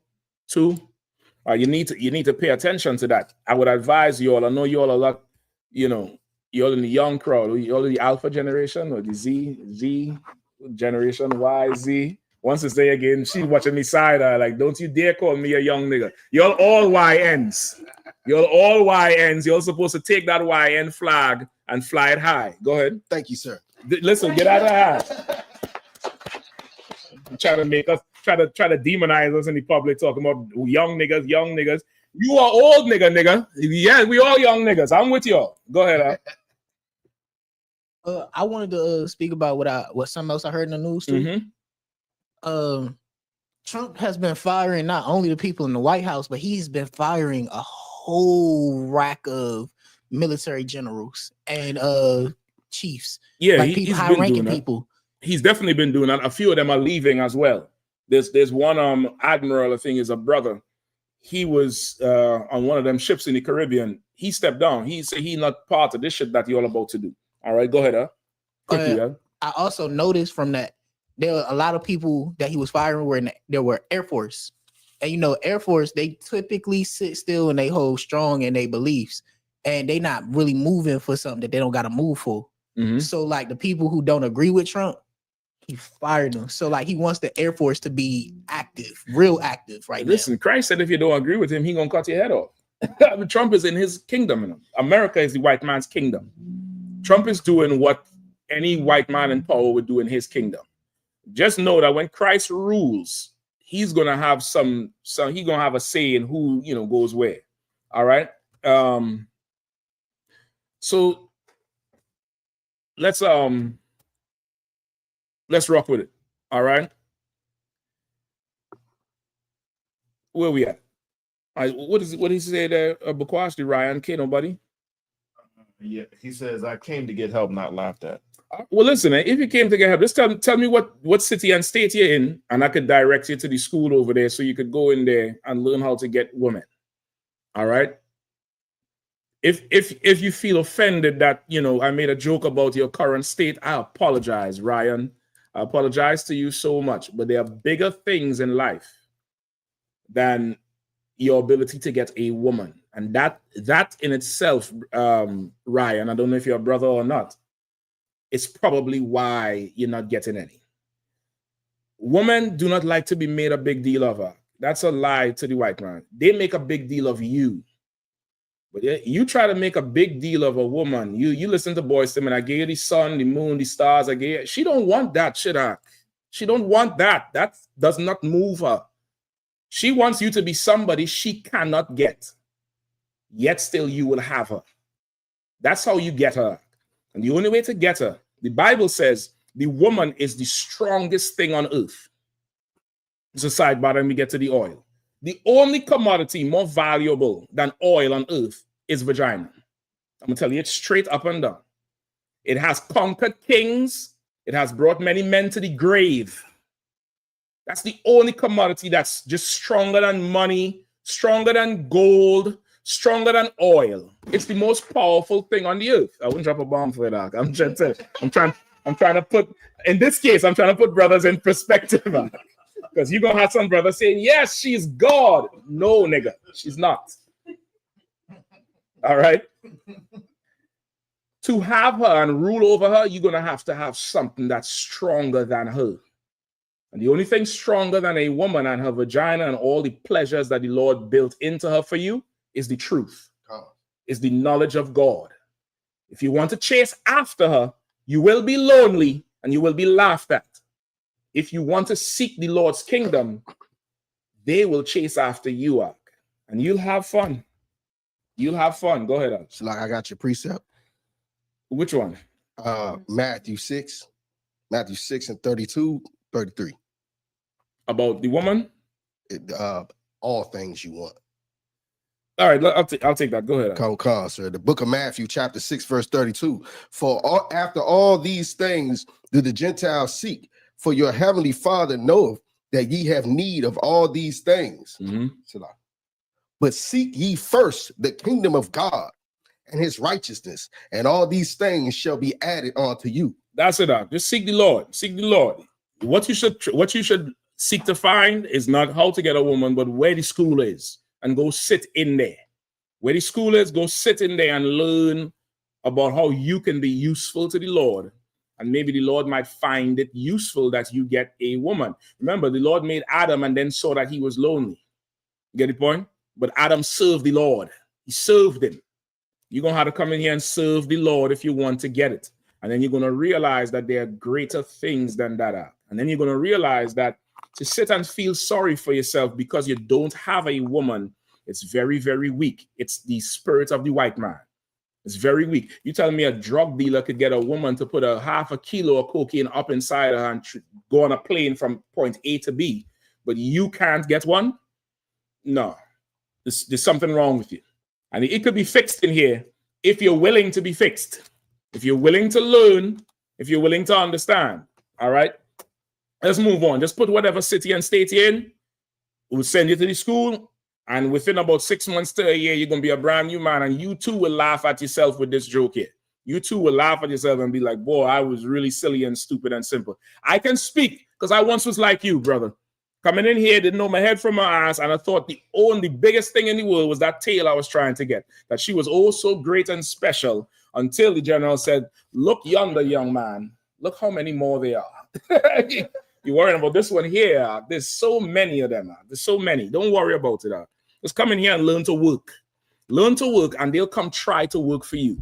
All right, let's go before time run out. All right. So where we at? Venezuela, right? Because we could get us up there. Yeah. Go ahead. Baltimore. Oh shit! You better go down to Baltimore, man. Go on down to Baltimore. You got Captain Saparia up there. You got Officer Warrior up there. You got Officer Kazak up there. Go on down to Baltimore, and they all report to General Kathamgaba, who raised me personally, brother. You're go on down there. They'll teach you how to get some tail. They'll teach you how to do that, but they're gonna put you to work first, though. If you ain't trying to work, don't worry about it. Vagina is for men who work. No, that ain't sound right. And them broads be saying broke niggas don't get no tail. That ain't sound right. But I'm talking about working for the Lord. All right. You able to do it? I need the whatever you put show in to show up here too, so that people in school would see. All right. So Venezuela, somebody started pull up the things on Venezuela. I need to know Venezuela oil reserve. I also need when Venezuela's oil reserve was discovered. I don't know if you could you probably could just show the tab with the map. Just skip to the tab with the map, whatever tab it is, because you already zoomed in. Yeah, you could just show that, and whatever you're zooming in, they'll see that. All right, but the people online will see the whole thing. It's too wild. So this is so y'all see where Venezuela is here, right? Now that whole thing, if you zoom out a little more, zoom out a little more, zoom out some more. More. All right. I think that's probably the biggest picture we have. No sweat. You see Colombia is there. You see below is Brazil. So now, as the brother said, in Brazil last night, they killed 80 people in some raid for drugs. Why is there a whole raid going on for drugs and they say it's war? They say it's war in the streets now while there's conflict between America and Venezuela. Who has the oil reserve numbers? Go ahead. You can zoom on. You can zoom back in. That's good right there. Go ahead, Al. Where's the mic, brother? Help him out, please. Quickly. I ain't got time. It says that they have around 303 billion barrels. Of what? Of oil. The largest in the world. Is this a deposit or what they currently produce? What they currently produce. No, I need the reserve. I don't need what they currently produce. So, Salagi, it says Venezuela's proven oil reserves for the 2025 are estimated at around 303 billion barrels. 303 billion barrels of oil in reserve. Today, that's the largest oil reserve on earth. It's bigger than whatever is in Saudi Arabia and Dubai and United Arab Emirates. In other words, if Venezuela is allowed to continue and with customers on the eastern side of the earth, Venezuela can now take over oil production and be the biggest supplier of oil in the world. And that's a huge, huge deal for a bunch of spicks and wetbacks, according to the white man, right? Why is that important? Because right now, who produces the most oil in the world? Where's the world's oil come from? Go ahead. Israelites? No. Okay, so Go ahead. Saudi Arabia. Saudi Arabia, right? That Middle East region, they control oil. They have something called OPEC, right? Which is like the oil mafia. They decide the oil prices. They adjust oil prices. They adjust oil production. If they want prices to go up, they'll trim back production. If they want prices to go down, they'll flood the market with more oil. They control the whole thing. And purchasing oil is, to purchase oil right now, you could only purchase oil in US dollars. You cannot buy oil in your own currency. If you're Chinese, you can't go to the Saudi Arabians with yen and buy oil. You have to convert your money first to US dollars, then take the US dollars and go to Saudi Arabia and pay them in US dollars. That was done, I think, in the 70s. Somebody could look up the introduction of what they call the petrodollar. You could look that up. The petrodollar. The petrodollar was put in place so that America's economy would not fall, right? America's might is what? What is America's strength and power? Who knows? Now, that's the young brother right here. Go ahead. Think about it. What makes America strong in the whole world? I want to say like the army. The military. That's right, brother. What made you say that? I don't really know. It was like I was talking about it like before I graduated with my friends, and like I don't know, they got a big army and they feel like they overpower like a lot of other places. You got it so right. You saying you ain't paying attention to news. You're paying attention more than most people. America's military is their might, because if you don't do what they want, they'll just invade you and bomb and destabilize the country and just take over. The same thing with what Israel is doing to Palestine right now, right? That whole Palestinian bombing that was going on off the coast of Palestine, they have another oil reserve that they're not talking about. And that's why Israel was bombing Palestine into powder, because they want to take it over so they could take their oil. They're trying to secure oil because that's what runs the world. That's the economy of the world today. It's used in everything. It's used in your cars. It's used for gas to cook. It's used in turbines. It's used for war. To power all them planes and tanks and all that thing, you need oil. And you need access to it. And you need cheap access to it. Venezuela has the largest oil reserve on the planet today. You control that, you could control the future of the earth for the next maybe 50 to 100 years. You get the point? You could compete with the Arabs. You could really build an empire. So who looked at the petrodollar? Go ahead, Bukwash. 1973, they came out with the petrodollar, right? And this was to keep America's economy afloat, right? Because of the petrodollar, America, now any other country, when they go ahead, do your thing. On any other country, their currency is backed by gold. Usually your country's currency is backed by gold. So you'd have a certain amount of gold in reserve, and you could print paper that equates to the value of this gold. It's an IOU. It's like saying, I want to buy clothes from you. Let's say you make clothes or you grow potatoes. I come with this piece of paper that says $5, and this is good for $5 worth of gold.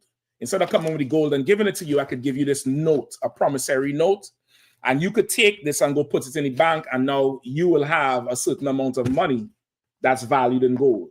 The problem with that is gold goes up and down, and it's finite, meaning if that's all the gold you have, that's all you have. If somebody else comes with more gold, they'll have more buying power. America now, because oil is a relatively infinite resource, meaning it's going to end sometime or dwindle, but it's going to be hundreds of years. It's going to be for a while. Whoever has the oil now really has tremendous amount of buying power and money. America said, listen, we want part of that action. We'll bomb your country into smithereens if you don't play ball with us. So you have to agree to sell your oil only in US currency. We'll print money out the ass. We just print it. It doesn't matter. America's money cannot run out because they just print it. They just keep printing it, printing it, printing it, printing it. They just print money. Just print it as long as people need. Over the past 20 years, China has started to build their empire, right? Now, this is a little history. I know sometimes history is boring, but stick with me. I guarantee it's going to get good. China has started to build their empire. China devalued their money, I think, in the late 90s, and their money became damn near worthless. The Chinese yen became worthless in the world. You know, it's like 1 billion plus of them over there. They have huge manpower. They devalued their dollar and started bidding on international contracts, construction contracts all over the world to build bridges, roads, buildings all over. China, I think, has the largest international contract in Africa, in different states of Africa, in the Caribbean and South America. All those governments have given the Chinese the contracts to build over there. And in 20 years, they was able to secure so much contracts that they was able to amass a certain amount of money and future revenue by doing what? Part of the contract to build in your country is that their workers do the work. So the money stays with them. They don't pay the locals. If your country cannot afford the contract, even though it's so cheap because the yen is so low, they'll build it for free if you agree to give them 50% of your resources for the next 100 years. So they'll build it, but whatever your country exports, you got to give them money. And because of that, China was able to expand its empire and its political and economic reach in the world. Africa, the Caribbean, and South America. China is in Venezuela right now, as we speak, right now. And China now, in those 20 years, have formed an alliance called BRICS. BRICS. Brazil, Russia, India, China, and South Africa. These 5 countries formed an alliance, I think in 2016 or 14, something like that. And they declared that they were going to form a new oil, conglomerate damn near. They were going to start trading amongst themselves, buying oil from Russia. Russia produces a great amount of oil as well. And they would now trade not using the US dollar. They were the ones who introduced crypto. Crypto started with them. And they was trying to destabilize the US, to not use the US dollar. America got wind of it and decided to take action. That's why you see around that time they got rid of Muammar Gaddafi. He was in tune with it as well. And then round about, I think 2007 or 8 is when they started hearing about this oil reserve in Venezuela. Now that's important because the history of Venezuela is what you need to understand, right? Venezuela was once belonged to which European oppressor? Who knows? Very obvious. Slack it, sir. Go ahead. Spain. Spain once ruled over Venezuela and ruled damn near all of South America, right? This was the late 1700s. You had a guy called Simón Bolivar, right? Simón Bolivar, from all the research, he was a heathen, but he belonged to a group called the Creoles, which was descendants of Spanish or Spaniards in Venezuela at the time. Simón Bolivar, his parents died. He went to Spain to study, and he came back to Venezuela and led a revolution in Venezuela, right? It's called the Bolivarian Revolution. At the time, he was really inspired by the Haitian Revolution and also the current climate in the late 1700s. Who else had a revolution? Who else had a revolution in the late 1700s? Come on. It was Haiti. America, 1776, right? And the French Revolution happened shortly after the Haitian one. But the Haitian Revolution with Toussaint was so much of a success, it inspired a whole lot. And the Haitian Revolution also destabilized Europe because France at the time was the most powerful country on the planet because of Haiti, right? They said Haiti was the crown jewel was the prize jewel in the crown of France because of all the money was coming in from Haiti. because all the sugarcane, the trade, the easy access to free slave labor. When Toucey revolted, it caused a ripple effect. There was wars in Europe. They all fought each other. And from all that infighting is where you have the European Union, the birth of the European Union. You ever heard of the EU? The European Union came to existence because they said we will never fight each other again. Because after World War II, they realized they lost so much, and the third world was able to come up more. And they wanted to keep everybody who was not white under their foot. And they said, we cannot go to war anymore. We have to come together with this European Union. And that's how strong these rebellions and revolts were, that it caused ripples in their world. So now fast forward to the early 1800s, Simon Bolivar went back and started a revolution in Venezuela, right? I think around 1811, he won in Venezuela and pushed the Spanish back. Around that time, Napoleon, who was, you all know who Napoleon is, right? Right? He was a French leader who was, marauding through the earth. He took over and was, going to Egypt, going everywhere else. He was expanding his empire. He made his brother ruler over France at the time. Simon Bolivar went and raised up an army. Around that time, part of your education was, also military.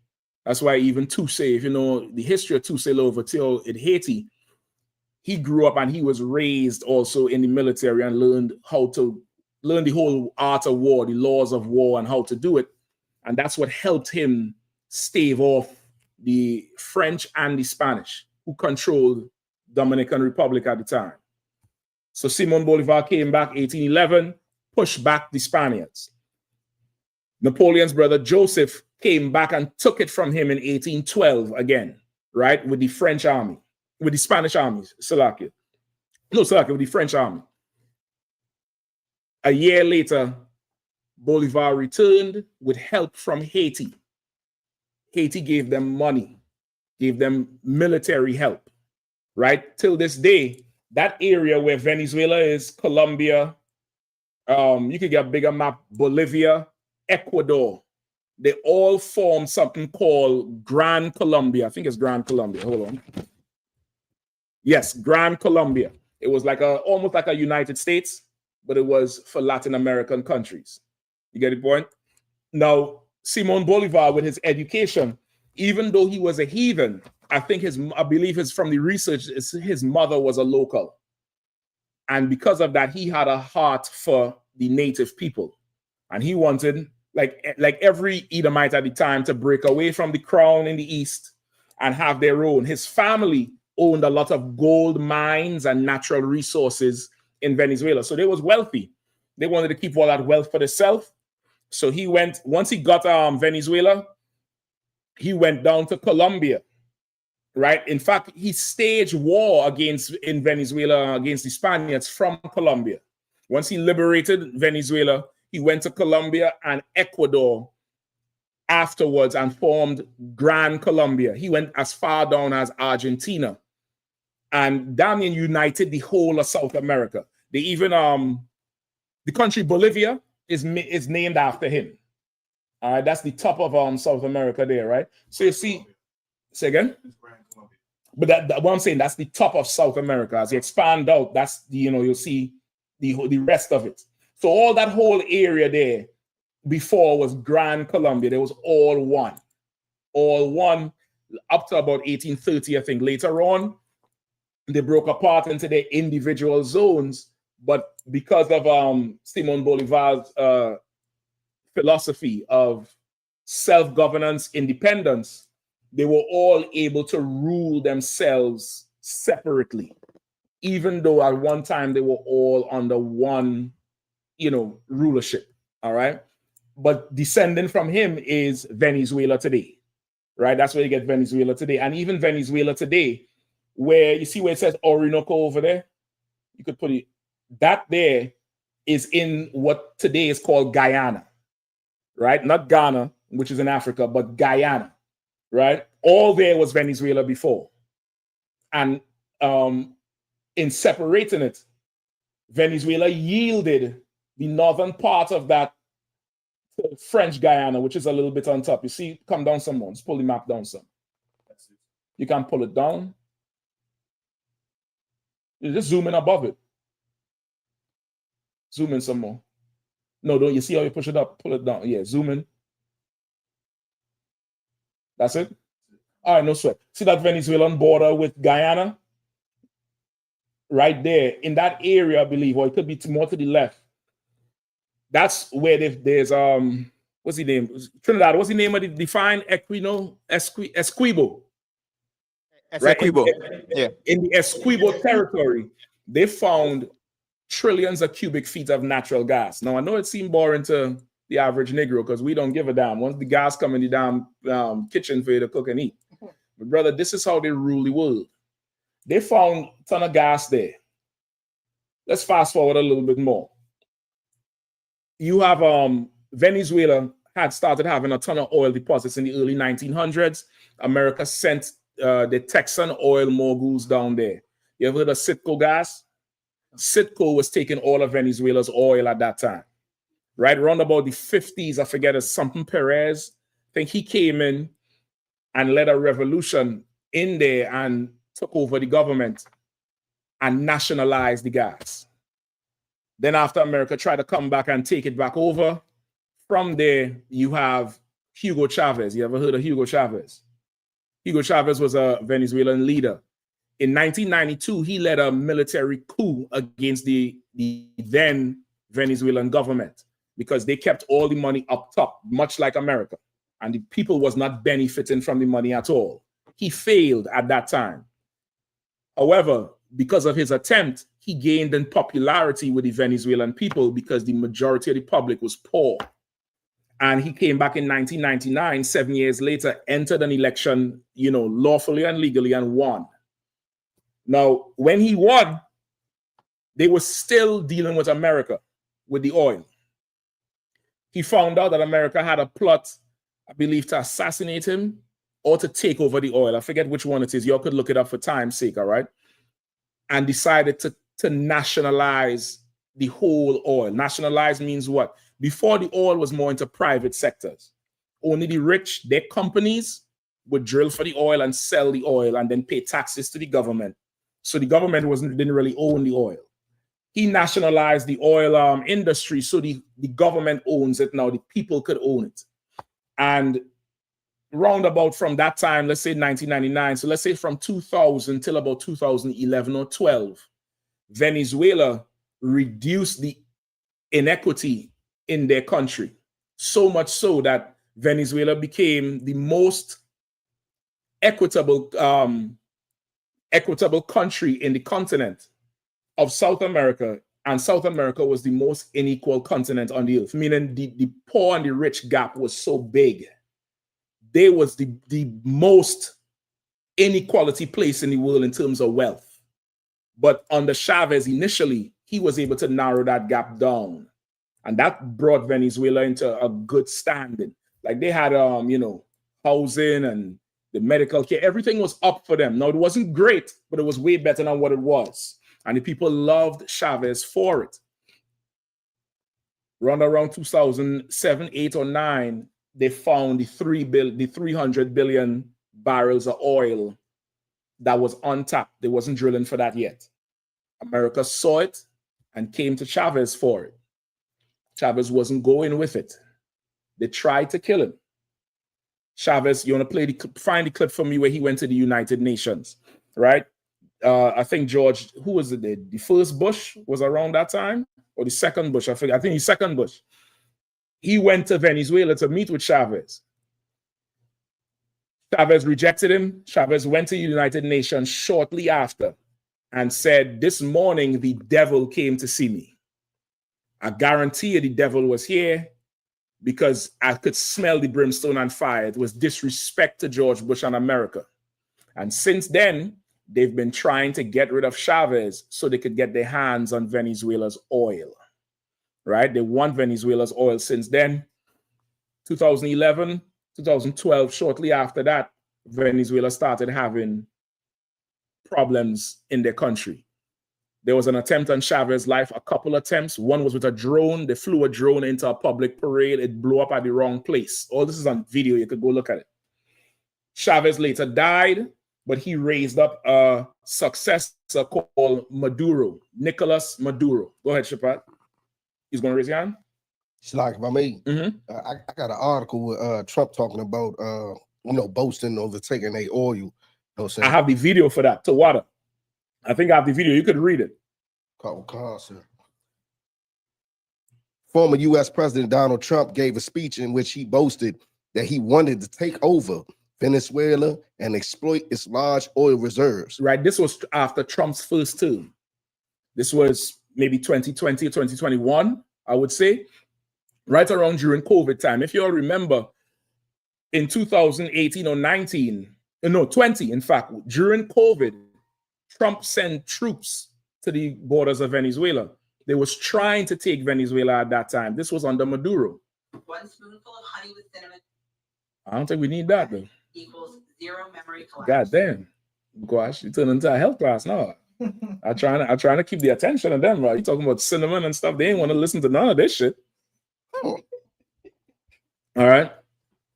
So they tried with all right, you could just make it big on the screen. No, right down there. No. Down here. Oh, yeah, slack. And turn the volume up on the computer or whatever. Go ahead. Now this is in Spanish. Hold on a second, please. This is in Spanish. The sound overlays in English. This is him at the United Nations, and he's talking about America and their president. Go ahead.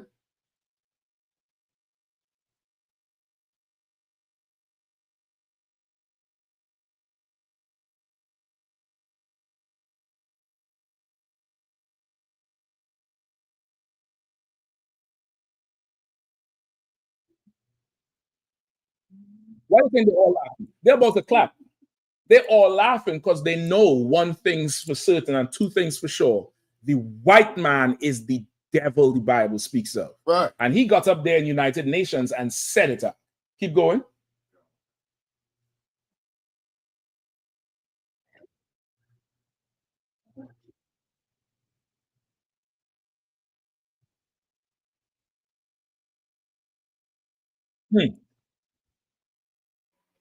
So like you, sir, there's no sound.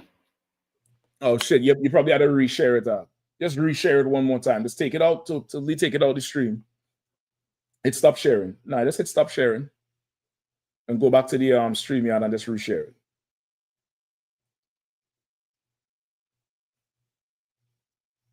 Please again from the beginning.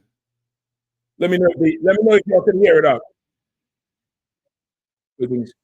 Add it to the screen on the bottom. Go to the screen. Are our brothers and sisters in the United States because their threat is in their own house. The devil is right at home. The devil. Pull it back from the beginning because it wasn't in. We could hear it, but it wasn't in the stream for them to hear. Go ahead. I think that the first people who should read this book. Y'all can hear it now? All right, no, sir. Go ahead. Are our brothers and sisters in the United States because their threat is in their own house. The devil is right at home. The devil himself is right in the house. And the devil came here yesterday. Yesterday, the devil came here. Right here. Right here. And it smells of sulfur still today. This table that I am now standing in front of. Yesterday, ladies and gentlemen, from this rostrum, the President of the United States, the gentleman to whom I refer as the devil, came here. The President of the United States is the devil in front of the United Nations. They tried to kill him. They tried to kill him on numerous occasions. They tried to kill him. He started raising up a successor called Nicolas Maduro since then. He'd been grooming Maduro. And Maduro, because he wasn't about to pass Venezuela over to anybody who America could get. America's reach is far and long because of their military power, right? So they could get to you if they want to. They could fully destabilize your government, turn everybody against you.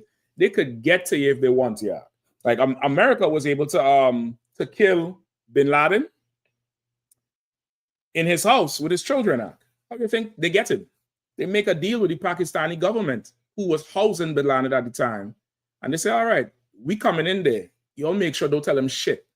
And Navy, what's his Navy team, SEAL 6? Yeah, they went in there and killed bin Laden in front of his wife and children. And Pakistan did nothing. They did the same thing with Muammar Gaddafi. Muammar Gaddafi in Libya, brother.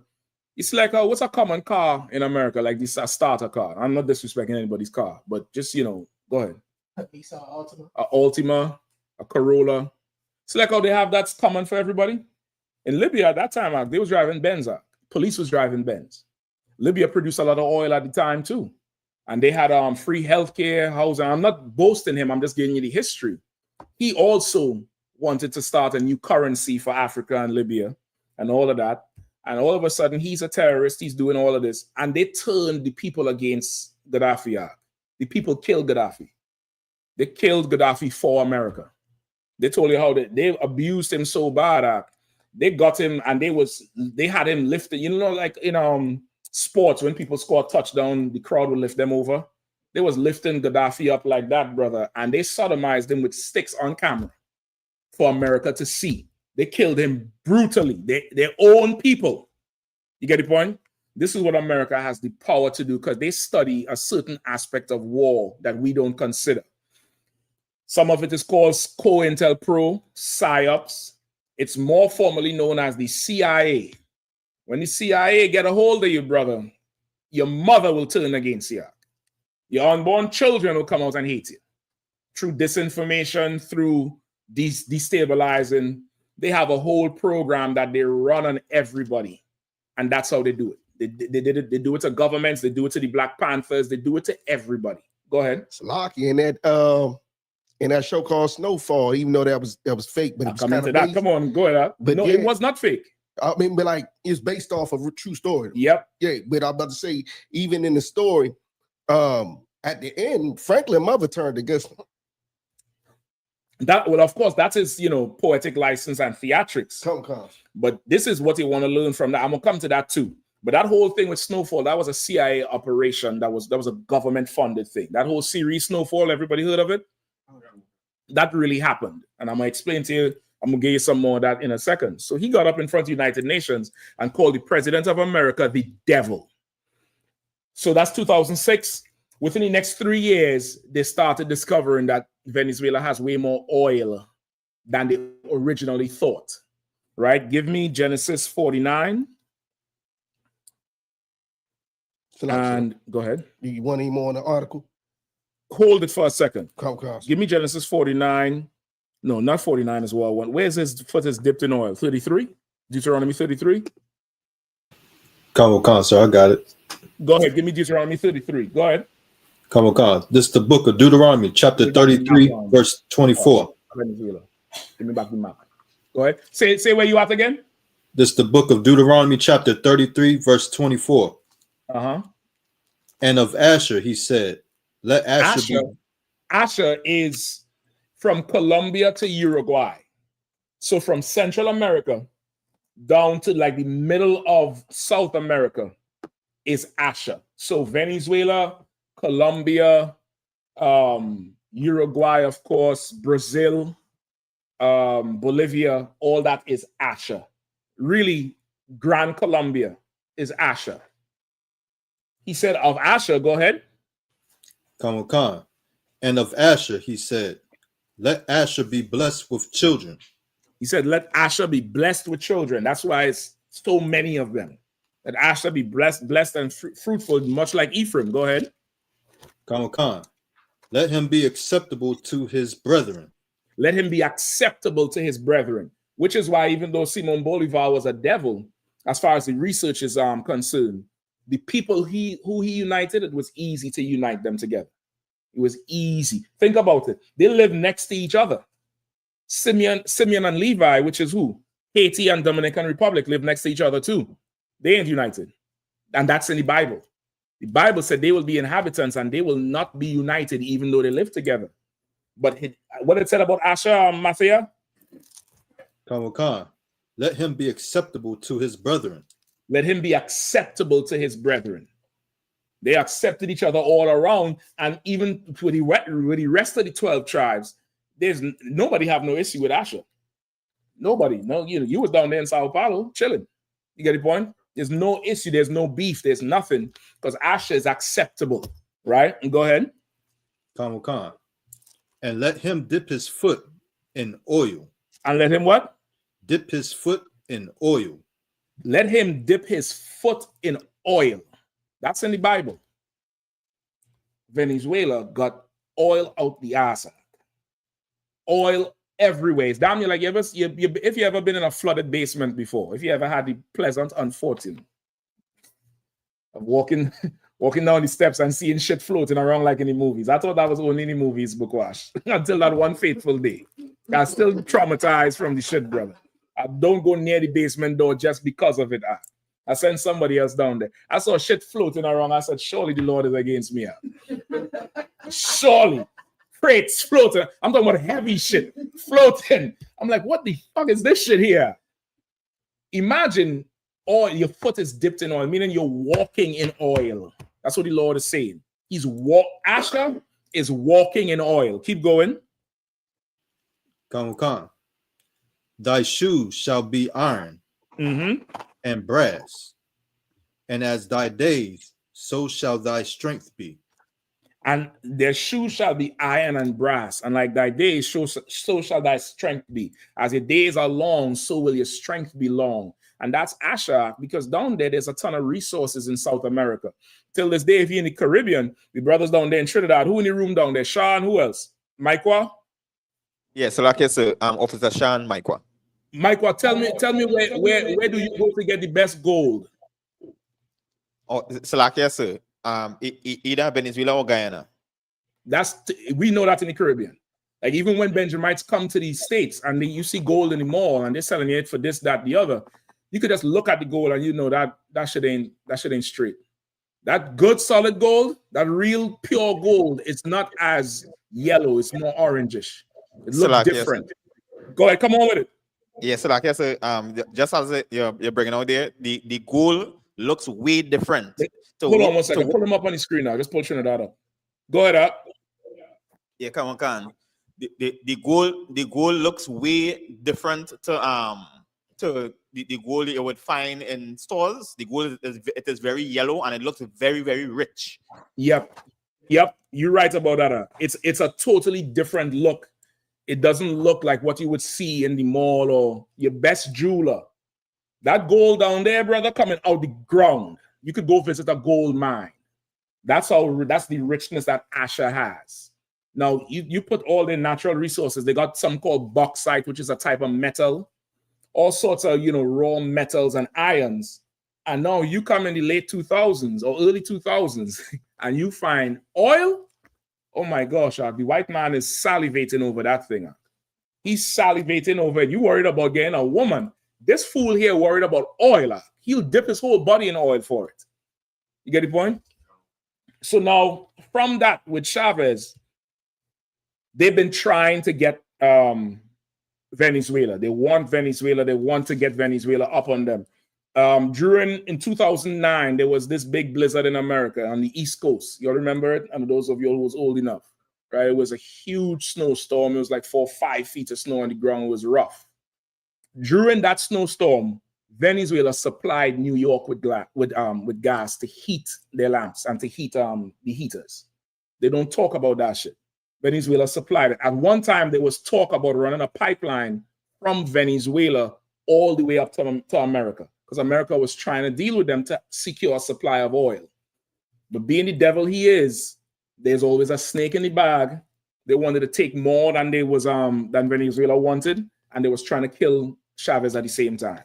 Chavez eventually got sick, and Maduro came in. Maduro's first term, I think, was 2014. Somebody could look it up. It's not too long after that video right there. Maduro came in, and in Trump's first term, he was trying to get oil. Now, Trump's first term was 2016. He was campaigning from like 2015 or late 2014. Within that time, somehow, Venezuela economy started going down. They started having trade tariffs, not being able to trade as they want to. And of course, America's influence in Venezuela started destabilizing the country. By the time Trump's term came in, there was a mass exodus from Venezuela because of how bad the country was. The country had fallen. The Venezuela dollar was worth nothing. There's video. See if you could find video of the money in the streets. I'm talking about like money, like all you see in the movies, like stacks of money. It was just in the streets everywhere because the dollar was didn't have no more value. It was useless. They couldn't buy eggs. The shelves were bare because Venezuela the economy crashed. Until this day, they wanted to know, how do you go from being so oil rich in the 2000s to 2014, 15, and your country can't even survive 2016? I'll tell you how. America is how. When Trump got in power, he sent troops down there to Venezuela. There was an election, I think, in 2019 or 2020 with Maduro and between Maduro and another politician called Guaido. Now, Maduro is a native Venezuelan like Chavez. Guaido is a white man. See all that money in the streets? Go ahead, make it big, because you see all that? That's money scattered in the streets because Asha couldn't buy shit out. You could make it big so everybody online see it. Make it big on the stream, yeah. Put the whole money up. No, the money window I'm talking about. Okay, so like I already did it up here. All that is money in the streets. That's Venezuelan dollars. Now imagine you go outside and you see US on the ground like that. You're going to start taking everything, scrambling. But then you can't buy shit with it. All that money couldn't buy a loaf of bread in Venezuela. Couldn't buy it. Because the dollar was useless. It cost so much to bring the bread in, and the economy crashed. Britain, I told you all last week, Britain kept Venezuela's gold. They had, what, $3 billion worth of gold? Venezuela put it in British banks, thinking Britain was favorable with them because they're trying to defend against America. When Trump went for Venezuela, Maduro called for the gold. He said, and we need the gold now because America is putting tariffs on us. Britain said, what gold? We ain't got no gold. We ain't got none of your gold. What gold? And Venezuela was left broke. Trump wanted Venezuela. He started moving troops into Venezuela at that time. Russia sent 2 fighter jets in 2019 to stand by on Venezuela tarmac. Because Russia say, we're going to protect Venezuela because Russia is against America. I need that video. You had the video where he said you could pull the article if you want now, Shapat. You can read it in the meantime while I go queue up the video. I think Kazak found that he might have put it in the DC chat. It's a short video. Kazak, you found it? It's in the DC chat, sir. It's in the DC chat. Here's 2 he put in there. The first one is a longer video. There's a shorter one. Is the shorter one in there? I just seen one, sir. Okay, no sweat. Maybe pull up the first one. Said read, sir. Go ahead and read the article out. Sir. Former U.S. President Donald Trump gave a speech in which he boasted that he wanted to take over Venezuela and exploit its large oil reserves. I think somebody going in there now. You just hold on 2 seconds, all right? When I left, Venezuela was ready to collapse. Right. The question, you mean to pull it in the thing for you? This video is 26 minutes. Yeah, I know. Pull it up. It's in the first minute. All right, it's in the first minute. There's a shorter one where he goes on to say more. But this is what Trump said, I think, in 2021 after he lost the election to Biden. This is what he said about Venezuela. All right. Make sure you're able to share it. Go ahead. All right, I'm going to try to get any more questions before the class is over, but we're almost done. I'm going to take you all as far today, all right? Just mute it up. Just mute it and let it play. All right, you got it? All right, so now pause it to go to like the first minute number 1. Make sure it's shared, and then you could unmute it, all right? And go ahead and put it up on the screen. Give me the volume.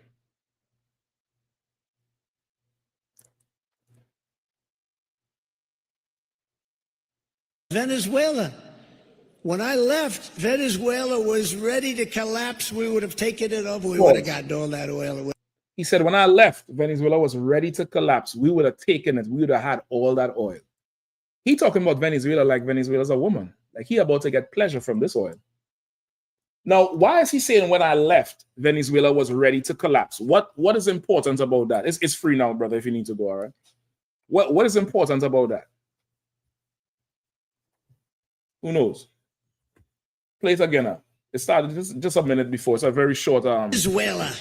How about we're buying oil from Venezuela? Go back. Go ahead. For a convention organized by the North Carolina Republican Party. Venezuela. How about we're buying oil from Venezuela? So, he's saying we're buying oil from Venezuela like Venezuela is so inferior. Like, shit, we had to buy from them? How about that? Could you believe it? We're buying oil from Venezuela. The shit belongs to Venezuela, nigga. It's in the Bible. It was found there. He can't believe we're buying oil from Venezuela. Keep going. When I left, Venezuela was ready to collapse. We would have taken it over. We would have gotten all that oil. It would have been right next door. Pause. He said we would have gotten all that oil. Because when I left, Venezuela was ready to collapse. We'd have gotten it all. Why is that important? Who knows? Go ahead. What you was talking about earlier, how, they already had ties in trying to collapse the government. They were already in process of it, but he said we left right before we got it. Because they was the ones who destabilized Venezuela. That was part of the plan. Part of the plan, because at this time, BRICS started to advertise themselves. That's the alliance I was telling you about with Brazil. They said we have to get this oil in Venezuela, so it'll be like fuck BRICS. We don't need to worry about them. You could do what you want. We have our own oil. They didn't want to buy the oil from Venezuela. They wanted to take it, and they would sell it to whoever at whatever price. That's how the white man's empires are built. If you ever look at countries like France or, anywhere else, Britain, Europe, America, and you look at all the buildings, do you ever sit back and wonder, how did they build this? How did these build? I'll drive through DC down there and 14th Street and Constitution Avenue and watch them buildings. I'm like, okay, how did they build this place? England is a small island now, small, it's tiny. How did England once rule the earth? How? The military ain't that great. Can't be. We the best warriors on the earth. We the best fighters, the best boxers, the best athletes. How did they rule? Slave labor, free labor. Free labor gave them such a head start. They was able to build empires without actually having to pay for it. And once they built their empires, they just took the resources and now they sell it back to you at a higher price. Over time, they become so filthy rich, it's laughable. That's why he's able to laugh. He's like, man, Venezuela, can you believe it? When I left, they was ready to collapse, meaning they was dead. We could have just gone in there and took their oil. Give me some more, if there's more. But now we're buying oil from Venezuela, so we're making a dictator very rich. Can you believe this? Nobody can believe it. Making a dictator very rich. You can pull it back to where it's Trump and it's freeze it, all right? You say we're making a dictator very rich. This is the other part of your COINTELPRO and your CIA. They always label who they want to take out as a dictator or a terrorist or a drug dealer. I don't know if you all remember last week we read about OFAC, right? The Office of Foreign Asset Control. America has a department that controls another country's natural resources. They'll determine how much you could sell that for. They'll determine who you sell it to. They'll just come take it. If you have gold, whatever, they'll just say, well, there's a war down there and we're trying to, give the people freedom. And they'll come take your stuff. They was getting ready to take Venezuela's oil. Maduro won the election, which was against their plans. They said the people hated Maduro. That was not true. Give me back the map with thing. There's a little more on the video, but I don't think it's here. Is it in the article? Morris's speech. He said there's a part. He said $45 million a day. That would have all been ours. That's how much money Venezuela is making off of this oil at that time. $45 million a day. He's like, we could have just took it from them. You understand? So when you see that conflict going on down there, how America is moving ships into the Caribbean, nuclear submarines, deploying troops down there, moving all that military might and saying it's for drugs, it's not for drugs. This has nothing to do with drugs. How do I know? Because you ever heard of the Iran-Contra scandal? Break it down, whoever knows it. Come on. Come on, bring it out. Come on, huh? Come on, go ahead. Tell me what you know. Let's go. Right, the Iran-Contra scandal, right? Iran had what? From America, hostages, right? Iran had American hostages. The Contras, which was the, what do you call them? A guerrilla, like a militia at that time, that was in Colombia or Ecuador? El Salvador or Colombia. Just look it up for me, right? One of those countries, those Latin American countries. They were producing at the time, they was able to take the cocoa leaves and make cocaine. America, through the CIA, ran a covert operation, meaning up until recently, this was not acknowledged by America as an official operation. They use America's military. Go ahead. Nicaragua, Salaki, Tawada. Right? Nicaragua had civil war going on between the government and a local militia. The local militia needed what to fight the government? Guns. Right? They were producing, they had the cocoa leaves, right? That's where the cocaine comes from. This militia was in the Nicaraguan jungle producing kilos upon kilos of cocaine. America, through the CIA, would fly military planes, unmarked planes, down to Nicaragua in different parts, load up with cocaine, bring it back to America. They would pay for the cocaine with guns. And that's how the Contras was able to wage war in Nicaragua, destabilizing Nicaragua. They then took the cocaine and gave it to who? Drug dealers, not white ones. Famously, Freeway Ricky Ross. That's where the rapper Rick Ross gets his name from. Rick Ross was a real person in California, and he was working with a CIA operative to flood the streets of Black America with cocaine, right? And of course, afterwards, they broke it down to crack to make it more lucrative. And they helped him flood his whole operation and move it east, from the West Coast to the east, and flooded our neighborhoods with it. The money we would give the drug dealers, he had to pay the CIA part and he would keep part. The CIA took that money and paid a ransom to Iran to release America's hostages. They destroyed our people to help their people with what? Drugs? How come nobody was bombing the Contras? How come nobody was killing the CIA operatives? Right? Oliver North, who was an advisor to Nixon. He was an advisor to Nixon. He knew about it. Or Reagan. Was it Reagan or Nixon? It might be Reagan. Reagan, sir. Huh? Reagan, sir. It's Reagan. Because Reagan, his wife, at the same time while this was going on, his wife was famously come on TV as the first lady and say, just say no to drugs. Drugs kill. Just say no. Meanwhile, he has okayed a covert drug operation in South America to destroy Black people in America, and by extension, the rest of the 12 tribes, to pay for some bastard hostages in Iran. That's what they did to us. But today, a war on drugs. We need to stop these drug dealers. We need to do this. We need to do that. America is a beast stock led by the devil who would say anything to fill his belly. That's why he's the devil. He's a liar. This has nothing to do with drugs. This is solely about oil. That's all this is about. You understand? So now when he says America is, when I left, Venezuela was on the verge of collapse, that's important because they was the ones doing it. Give me it in the Apocrypha, Ecclesiasticus, I think 12 and 9. No, give me where if you find yourself in problems, he would be there also. Where's that? Who knows what I'm talking about? 12 or 6, where you say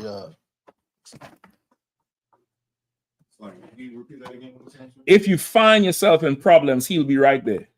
He's an author of mischief. Give me Ecclesiasticus 12 and start at 10. Somebody read it quick because time going. Bukash, could I borrow any of these outlets out here? You might have to come around and help me out. Let Bukash stay. Come across. Or maybe I could put it on this side. Is it easier over here? Reach. I'll put the computer on this side. Go ahead, just make sure the plug is in proper. All right? Go ahead, whoever have it read, please. 12 and 10. Let me know when it's in. It's in here, sir. Go ahead, Doc. It's the book of Ecclesiasticus, chapter 12, verse 10. Never trust thy enemy. Say it again. Never trust thy enemy.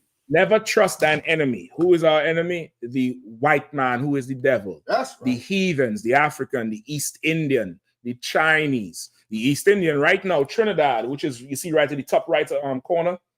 Trinidad is right there. Trinidad is so close to Venezuela, it's damn near part of it. You could take a small boat and roll across to Venezuela. It's like, just miles apart. It's very, very close. On a clear day, you could stay from Trinidad and see the Venezuelan mountains. It's very, very close. And it's strategically close down there. Never trust thine enemy. In 2019, when Trump went into Venezuela, he went to the Trinidad government at the time. The person in charge of Trinidad was a brother called Rowley. His name was Keith Rowley. He told Rowley that he needs him to turn his back on Maduro. Trinidad is a very oil and gas rich island as well because of its close proximity to Venezuela. It's really Venezuela oil and gas that we got because we're on the same area. But Trinidad has a lot of oil and exports. In the south part of Trinidad, the brothers will tell you that the school is very close to it. There's a LNG plant. LNG stands for liquid natural gas. They take natural gas and compress it, and tankers come all the way from Poland, Sweden, Switzerland, Austria to fill up on a daily basis. I'm talking about these huge oil tankers that you would see. It's not oil they're transporting, but these huge boats that you would see on the North Sea. They come down there and line up, pull into the port, fill up, and go to Europe. Trinidad provides I want to say 60%. I might be wrong, but it's a huge number of Europe with natural gas. A lot of that natural gas comes from the waters around Trinidad and partly from Venezuela. America asked Trinidad's prime minister to turn his back on Maduro and allow them to come and stage from America to invade Venezuela. The Trinidad prime minister at the time said he will not do it because they have a verbal agreement with Venezuela and the Latin American countries. In fact, they have something called Petro-Caribe. Somebody look that up, please. Please look up Petro-Caribe. So when he said he will not dishonor Maduro, the other political party in Trinidad, which is called the UNC, or they at the time were the leader of the opposition, much like you had Democrats and Republicans. In Trinidad, the opposite of his party was run by an East Indian.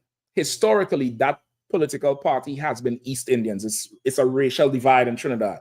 They like to tell you it's one big happy country. That's bullshit. The East Indians run the country.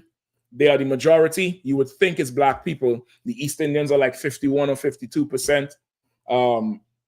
The Benjamites are about 46%, and then there's like 2 or 3%, which is Chinese and Assyrian and white people. The East Indians, who at the time was the opposing party, they came out and said, we do not recognize Maduro as the leader. We recognize Guaido, which is who America wanted. That was them waving a flag to tell America, this nigga ain't gonna help you. We will. We'll help you. Trump lost the election. Nothing happened. Fast forward to today.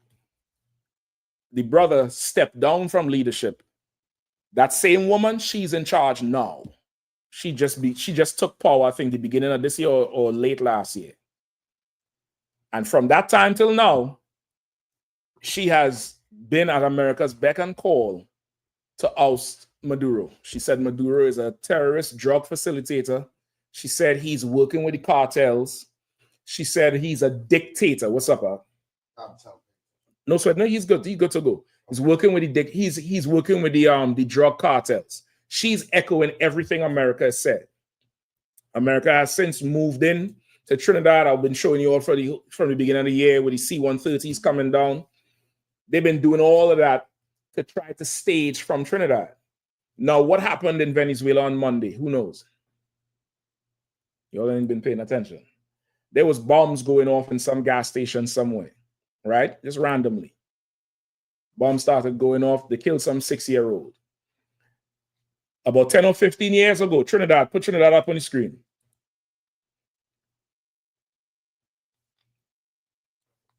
No, just hit it right here. That's all. Real quick. Trinidad, let me know if you all remember. Was there a time in Trinidad where bombs was going off in the capital, in trash cans? Cancer. And what was going on around that time? What was they saying is the reason, or what was the solution, if you remember? Salakia, sir, I couldn't remember what exactly was the reason, sir. No sweat. I definitely remember, because it was such a huge deal in a country like Trinidad to have. Imagine you down in DC and trash cans just start exploding, like big explosions. You would start thinking, what was going on? What would the first thing come to your mind? There's terrorists around. Terrorists is around. Oh my God, terrorists. We need to call America. And America showed up. And America was trying to start having a military base down there since that time. This was maybe around the same time he called them the devil. Right now, Monday, Venezuela, they have it on tape with some devil walking around with a trash bag. He just left it and he walked off. Gas station exploded. Go ahead, somebody saying something? Yeah, come on, cancer. He walked around with the trash bag in the gas station, and he was about to put it next to the pump, but the attendant forced him to put it on the side. Right? And well, otherwise the entire station would have go up in flames. Exactly. So they wanted to do that to destabilize it, to say, well, you know, Venezuela is getting, you know, rough and raw, and we need to go in. America always puts forth a pretense to say, your country is unstable, there's terrorists there, you all need us to come in and set law and order. They always do that. We've seen the playbook before. So they're trying to get into Venezuela fully. You could switch it back now. All right. Let's get back to the precept. Go ahead. Whoever was reading. Never trust thy enemy, for like as iron rusteth, so is his wickedness. Go ahead.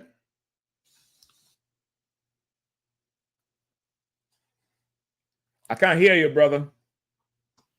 Slack it. Never trust thy enemy. Keep reading. Just keep reading. Keep reading it down till I tell you stop, all right? Kawakan. Never trust thy enemy, for like as iron rusteth, so is his wickedness. Though he humble himself and go crouching, yet take good heed and beware of him. And thou shalt be unto himself as if thou hadst wipe a looking glass, and thou shalt know that his rust have not been altogether wiped away. So what is precept is saying? It's saying you could never trust your enemy. You could never think he's there to help you. You could never think that he's there for your benefit in any way at all. Just like iron will rust, so is his wickedness. Like you could be sure that iron, if left out, is going to start rusting. You can be sure if this devil comes around, he could be how kind? He's trying to take over, and that's even here too. Keep reading. Kawakan, set him not by thee, lest when he hath overthrown thee, he stand up in thy place. Neither let him sit at thy right hand, lest he seek to take thy seat, and thou at he last remember my words, and be pricked therewith. Right? Just for time's sake, I'm gonna break it down, all right? Because I don't want to run too far. It's saying don't set your enemy close to you. Meaning don't accept him close to you. Because when he had overthrown thee, he will stand in your place. Don't even sit him at your right hand. And as a people, we always accept the heathen. We accept the heathen more than the heathens accept us. In every which way. The tribe of Judah accepts everybody. The tribe of Judah has nicknames for the Chinese, right? We all call the Chinese woman in the store. Go ahead. Mama son. Mama son, mama. Imagine that. The Chinese thing is mama son. You go in and you're talking to the Arab behind the thick plexiglass like he's your brother. You get the point? In Trinidad, the East Indians came after slavery and was put in charge of the Benjamites in Trinidad. And the Benjamites in Trinidad accepted the East Indians. Accepted the East Indians, even though the East Indians became the oppressor. And now there's an East Indian over Trinidad that's opening her hold behind to America for the promise of money, is endangering the whole region, threatening to destabilize the whole region. Who looked at Petro-Caribbean? Go ahead. Whoever have it. Petro-Caribbean was a regional oil procurement agreement between Venezuela, and Caribbean member states. The trade organization was founded June 29, 2005, in Puerto La Cruz, Venezuela, during the presidency of Hugo Chavez. Hugo Chavez made an agreement with Venezuela and the Latin American countries. There's another organization called CALEC. Look up that too, or CALEC, or CALEC, I think it is, which is a alliance of the South American countries with Venezuela. He made an agreement with the Caribbean countries to sell oil to the Caribbean countries at a subsidized rate because they had so much. Because he saw at the time, OPEC was raising prices. And for places in the Caribbean who, on your own, go look up the IMF and the World Bank. Those are organizations from America that went into Caribbean countries and destabilized those countries, took bananas away from them and made them buy it back. Today, I think Mexico produces more rice than anybody else on the Western side. Mexico can't use their own rice. They have to get rice from Canada. And that's because of the agreements with the IMF and the World Bank. These oppressors they go into your country and they totally gangster your whole country. They'll take yours and then said, I'll let you have this if you pay me for what you want. That's what's really going on. It sounds funny. Just go check it out and see. You'll see if I'm lying. So now, because of that, Chavez wanted to empower the region. And he said he made an alliance called the Petro-Caribbean Alliance because the Caribbean, only Trinidad produces oil at a competitive rate, oil and gas. The rest of the islands are basically tourists and spice and ingredients. So for those countries to survive, he said he's going to make sure that those countries get oil and gas at a lower rate, lower than the world standard, so they survive. They don't get, taken over and run into ruin. America wanted all of that gone. They wanted all the oil for themselves. The East Indian who's in charge of Trinidad right now, she's turning her back on all of that shit. She said Maduro is a dictator. He needs to go, and all the drugs need to stop. Now, I agree. A drug dealer should be put to death. I'm the first one to tell you we'll string them up on the poles if given the power to do it, because a drug dealer is a nasty, filthy plague on any community. But the biggest drug dealer on the earth is the white man. Right. The biggest ones. And I'm going to tell you some history just growing up in Trinidad, and the brothers will co-sign, I'm sure. Since I was a little boy, the most wanted man in Trinidad has always been an East Indian.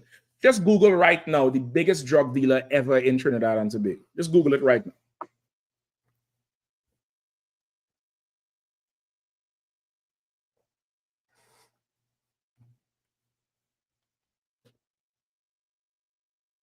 Who found it? Go ahead. Based on journalistic accounts and law enforcement reports, the biggest drug dealer in Trinidad and Tobago history was Nakisun Badaram better known as Nankisoon Bataram. That's a mouthful from Calcutta. That's an Indian name. But that name don't sound too heavy in the streets, right? Imagine, man, Nankisoon gonna come get you. Who the fuck is that? What was his name? His name was Dole Shadi. Dole Chady. That was his gangster name. And this East Indian, he disappeared families. He had mansions all over. He was in bed with the government, with politicians. His lawyer later became the attorney general in Trinidad, and that's how they got him. His lawyer told everything, and they lined him up. They got somebody to snitch on this family he went to kill. He went to kill some family. He sent some men to kill a family. The children escaped and became witnesses. And they hung like 9 of them, including Dole Chady. But everybody knew at the time this had nothing to do with the drugs. This had to do with that East Indian having dirt on the politicians. And they hung him, brother. And when they hung him, a lot of people who did business with him didn't want to pay the family. His wife started putting hits out on police, of everybody. When they went to his mansions had rooms filled to the ceiling with cash. The problem in Trinidad has never been drug dealing Benjamites or Asherites. The most wanted man in Trinidad was always an East Indian. They've always been into crime. And I think America done promised this broad money. Promised a ton of money and a ton of help to stop drugs. This has nothing to do with drugs. This has to do with oil. This has to do with oil and nothing else. They want the oil that's in there, and they don't care what they have to do to get it. They don't care.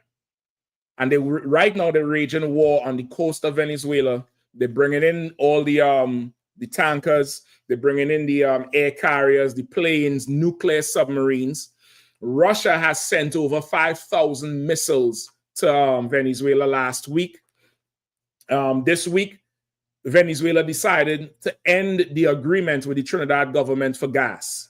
They said the Trinidad Prime Minister is not welcome in Venezuela anymore. We don't consider her anymore. This morning, they called the leader of the opposition, the other party, who is the traditional black party, and it's a black woman. They called her, they said, we're going to deal with you, because that broad, she something else. All of last week, Venezuela has been saying to Trinidad, do not fall for the devil. He's going to deceive you. Do not side with him. You all don't know who you're playing with. Number one, you're not in a position to fight. You don't have no military. We've always had a good agreement. Don't do it. Trinidad is not listening because of this East Indian woman. They cut ties with Trinidad Monday. This morning, they called the opposition to do some, to start talks with them because they don't want to destabilize the region. War in the region does not mean war in the Caribbean islands, but there will be no trade. The islands are going to suffer. Venezuela is considering that.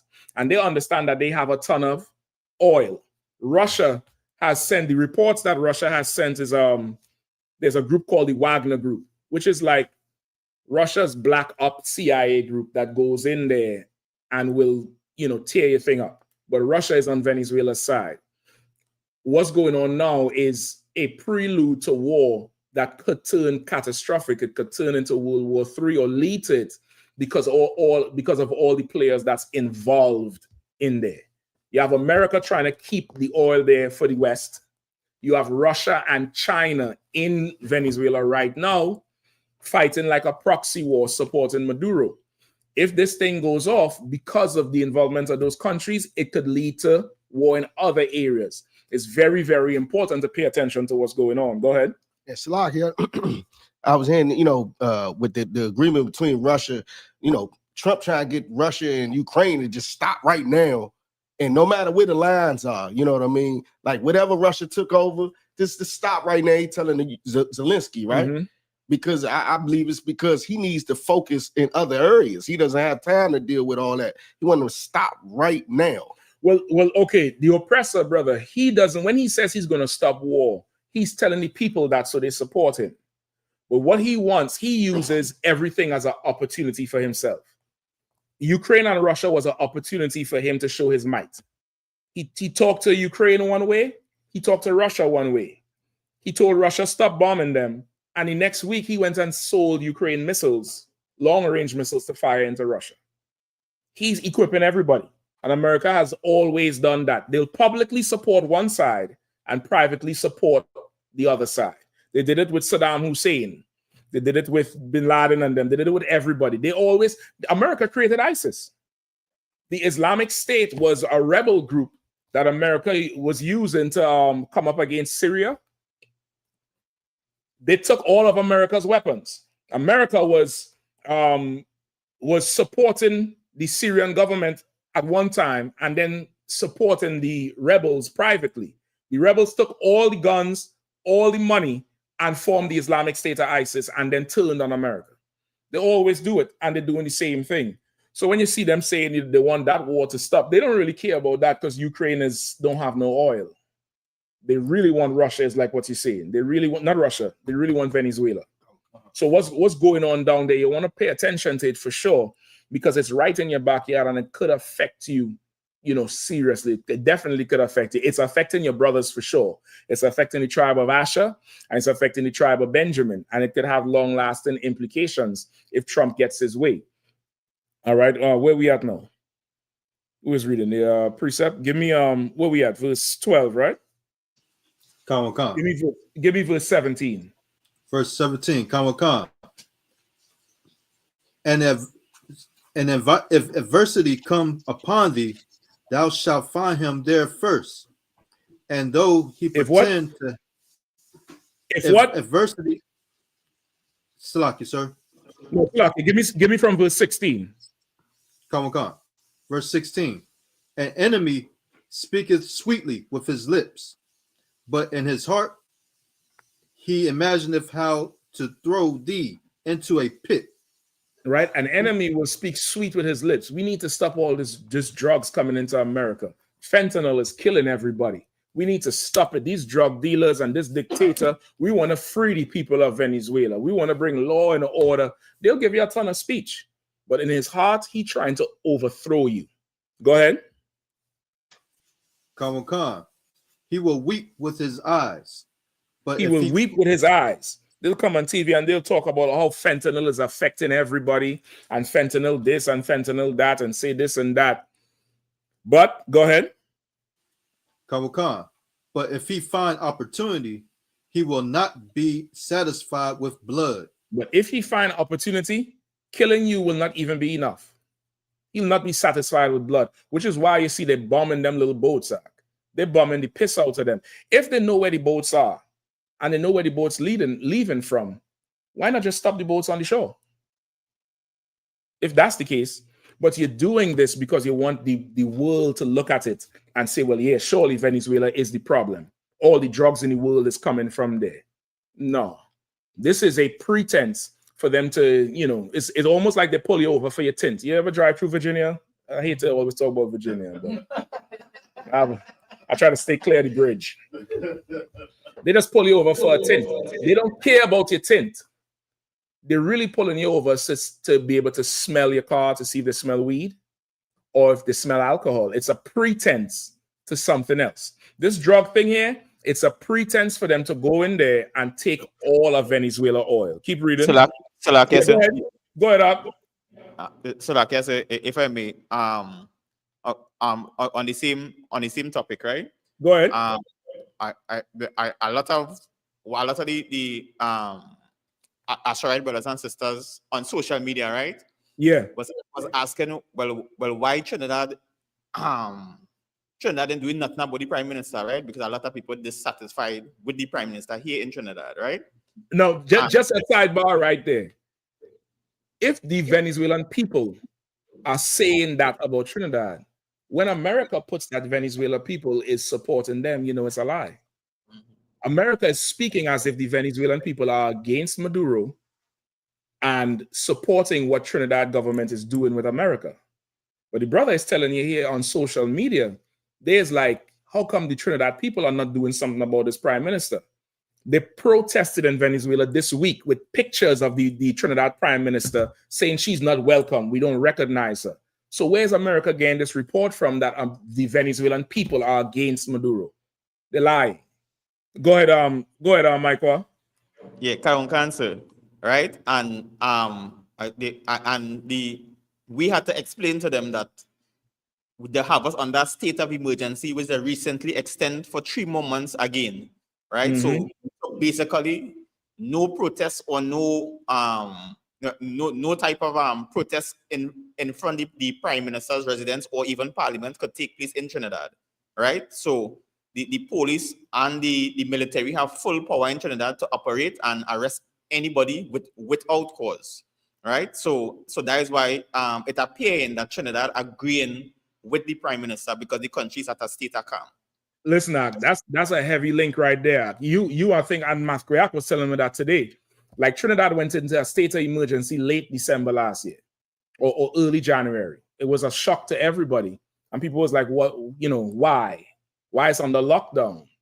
It's because they was planning this the whole year. And then they need, because Trinidad and Asha and Venezuela has had a long relationship. The people are good. It's like going to Baltimore or something, or it's like North Carolina, South Carolina. The people there, they exchange. But they know if they make this move, the public is not going to accept it because of the good relationship. So they put a state of emergency. So if you go out there protesting, they're going to arrest you. They're going, so it appearing to the public eye that the public is not, they don't find nothing wrong with it. But that's not true. This is a whole move because they want that oil. They want, it's do or die for America. If America doesn't get hold of Venezuela oil, they'll be forced to bomb or go to the Middle East and start a war. Because if oil changes hands, now you don't have to buy oil with America's dollar, which means America's dollar is going to be devalued, and here's going to be Palestine in a second. You worried about the food stamps cut off, brother. You better be worried for that petrodollar. The minute that American dollar doesn't have value anymore, you better, put some deadbolts on your door and go on 24-hour watch with your neighbors, because this place is going to turn into, Mogadishu real quick. Go ahead, Art. It's like the streets going to look like on the picture with the money just sitting on a curb. It's going to be a hellhole, Art. It's going to be absolute hell. Like America is very much on a fence right now. You might think it's not because of all the glitz and the glamour. Remember, this place prints money. There's no real resource but what? Killing. That's what the white man is blessed with. He could kill. He knows how to kill. And like any beast, if he's hungry, he'll kill his own. He'll turn on his kids. He'll do whatever to eat. That's what's going on now with Trump and America. So, like I said, if I could, right quick. When you was talking about the pretense, remember Donald Trump, he kept in all these devils' mouths, Trende Aragua. So now when he goes and then he wants to take the oil now, but he kept demonizing Asha in Colorado and throughout the states where they was at, calling them gangs, calling them criminals, taking over complexes. I just wanted to add that, sir. Yeah, you're right, Doc. All of a sudden, the last 6 months, they came up with this gang called the Tren de la Agua. I ain't never heard of that gang before, ever. I don't know if any Venezuelans heard of it before, but they say this gang is the most ruthless, most this, most that. As far as I'm concerned, that gang ain't flooded America with drugs and paid Iran for white hostages. The American government did that, and nobody paid for it ever. Today, you have generations of men in Baltimore prison from the war on drugs. You have grandfathers, fathers, and sons in prison right now from selling drugs. Till this day, nobody paid for that thing. So to tell me now about you concerned about drugs, you're just an hungry beast trying to go to war because this world is coming to an end. This world, Christ is on his way back. This place is coming to an end, Akim and Akwathian. This is not the time to play. I know it might seem like, okay, this is too confusing, it's too boring, it's too this. Try to pay attention. Come in class, get the breakdowns, ask the questions. This Bible prophesied it all. If I had more time, I would show it to you. It prophesied it all. War is coming. It's inevitable. There's no other way. This thing has to go into war. And the more Trump does what he does, he damn near is like the agent of war right now. He's activating it. Everything he's doing right now, the only result is to go to fight. That's it. All this soldiers he brought down there, If Maduro and them want it, he'll start a fight. He'll have to go to the Middle East. He'll have to go fight, because to not get the oil means the end of America. It means the end of it. And now China has, listen, they said America has some protocol that if somebody fires a nuclear missile, America has a protocol where the president has to fire missiles back at that country before that missile hits America. You know, they have all these satellite detections to know where missiles going. Russia invented something called the dead hand protocol. Anybody ever heard of it? Come on, break it down. I've heard of it. Give him the mic. If you remember it. well, exactly what it is. I can't remember. No, exactly sir. I'm gonna break what it down for you real quick. It's called the dead hand protocol, meaning what? They have sensors all over the ground in Russia. And those sensors can determine if a nuclear missile hit. And they're gonna scan for life. And if they don't see no life, those sensors will automatically fire every nuclear missile Russia has as wherever this missile came from. That's why it's called the dead hand, meaning somebody's supposed to push a button to fire these missiles. If everybody dead, the dead hand is going to fire these missiles, meaning what? If you mess with us, we're going to kill everybody. War is coming to this place. Trump is talking about peace. There's no peace to get. Christ is the only one who's going to bring peace, and he is going to slaughter everybody and put every nigger in charge. Blacks, Hispanics, and Native Indians, we are going to rule the next world because we are a better people than them. We're more compassionate. We are not as deceitful as they are. We don't have a lust for power. You see, the brother on there asks, how could I get a woman? That's our biggest problem, man. Not oil. Not oil. Show me how to get some of the finest tail on the planet Earth, who everybody wants to be like. Every Russian woman, Australian wants to be like a black Latino. That's our biggest problem, man. Not oil and who's selling oil and all of that. Christ is going to come and set this world in order. But that's really what's going on in our backyard right now. Wherever this devil is. Give me on verse 17. Let me close with that, all right? Come. Verse 17. If adversity come upon thee, thou shalt find him there first. If trouble come upon you, you're going to find him there first. Venezuela economy fell, it's his fault. Your schools, your public schools are not doing well, blame the white man. You arguing with your woman, blame the white man. Your children don't listen to you, blame the white man. You stub your toe on the edge of the bed, the white man is the devil the Bible speaks of. Right. Blame him for everything, because he is the problem with the earth. He's the heathen. He's the cause of everything, and all the heathens, they're the problem in the earth. You brothers down there in Trinidad, let me tell you something. Trinidad would have been a better place if the Fat El Razak sank. For those of you all who don't know what the Fat El Razak is, it was the ship that brought the East Indians to the Caribbean. If that ship had hit something and sank, Trinidad would have been a better place today.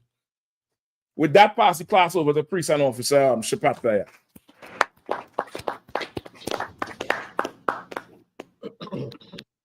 I.S.U.P.K security announcements. We I.S.U.P.K out of 1 West, 125th Street, Harlem, New York, under Commander General Yahanna. Rules for new brothers and sisters. When a new brother or sister comes to the school, they are off limits for 6 months. They are to be saluted only. They are here to share themselves of the world. After 6 months, if a brother or sister has an interest in a particular person, he or she must get permission from the head to speak to a brother or sister. There's another 6 months in which the brother or sister will court each other. After this 6 month period, the brother or sister will get permission from the head to marry. Tithes, which is a commandment.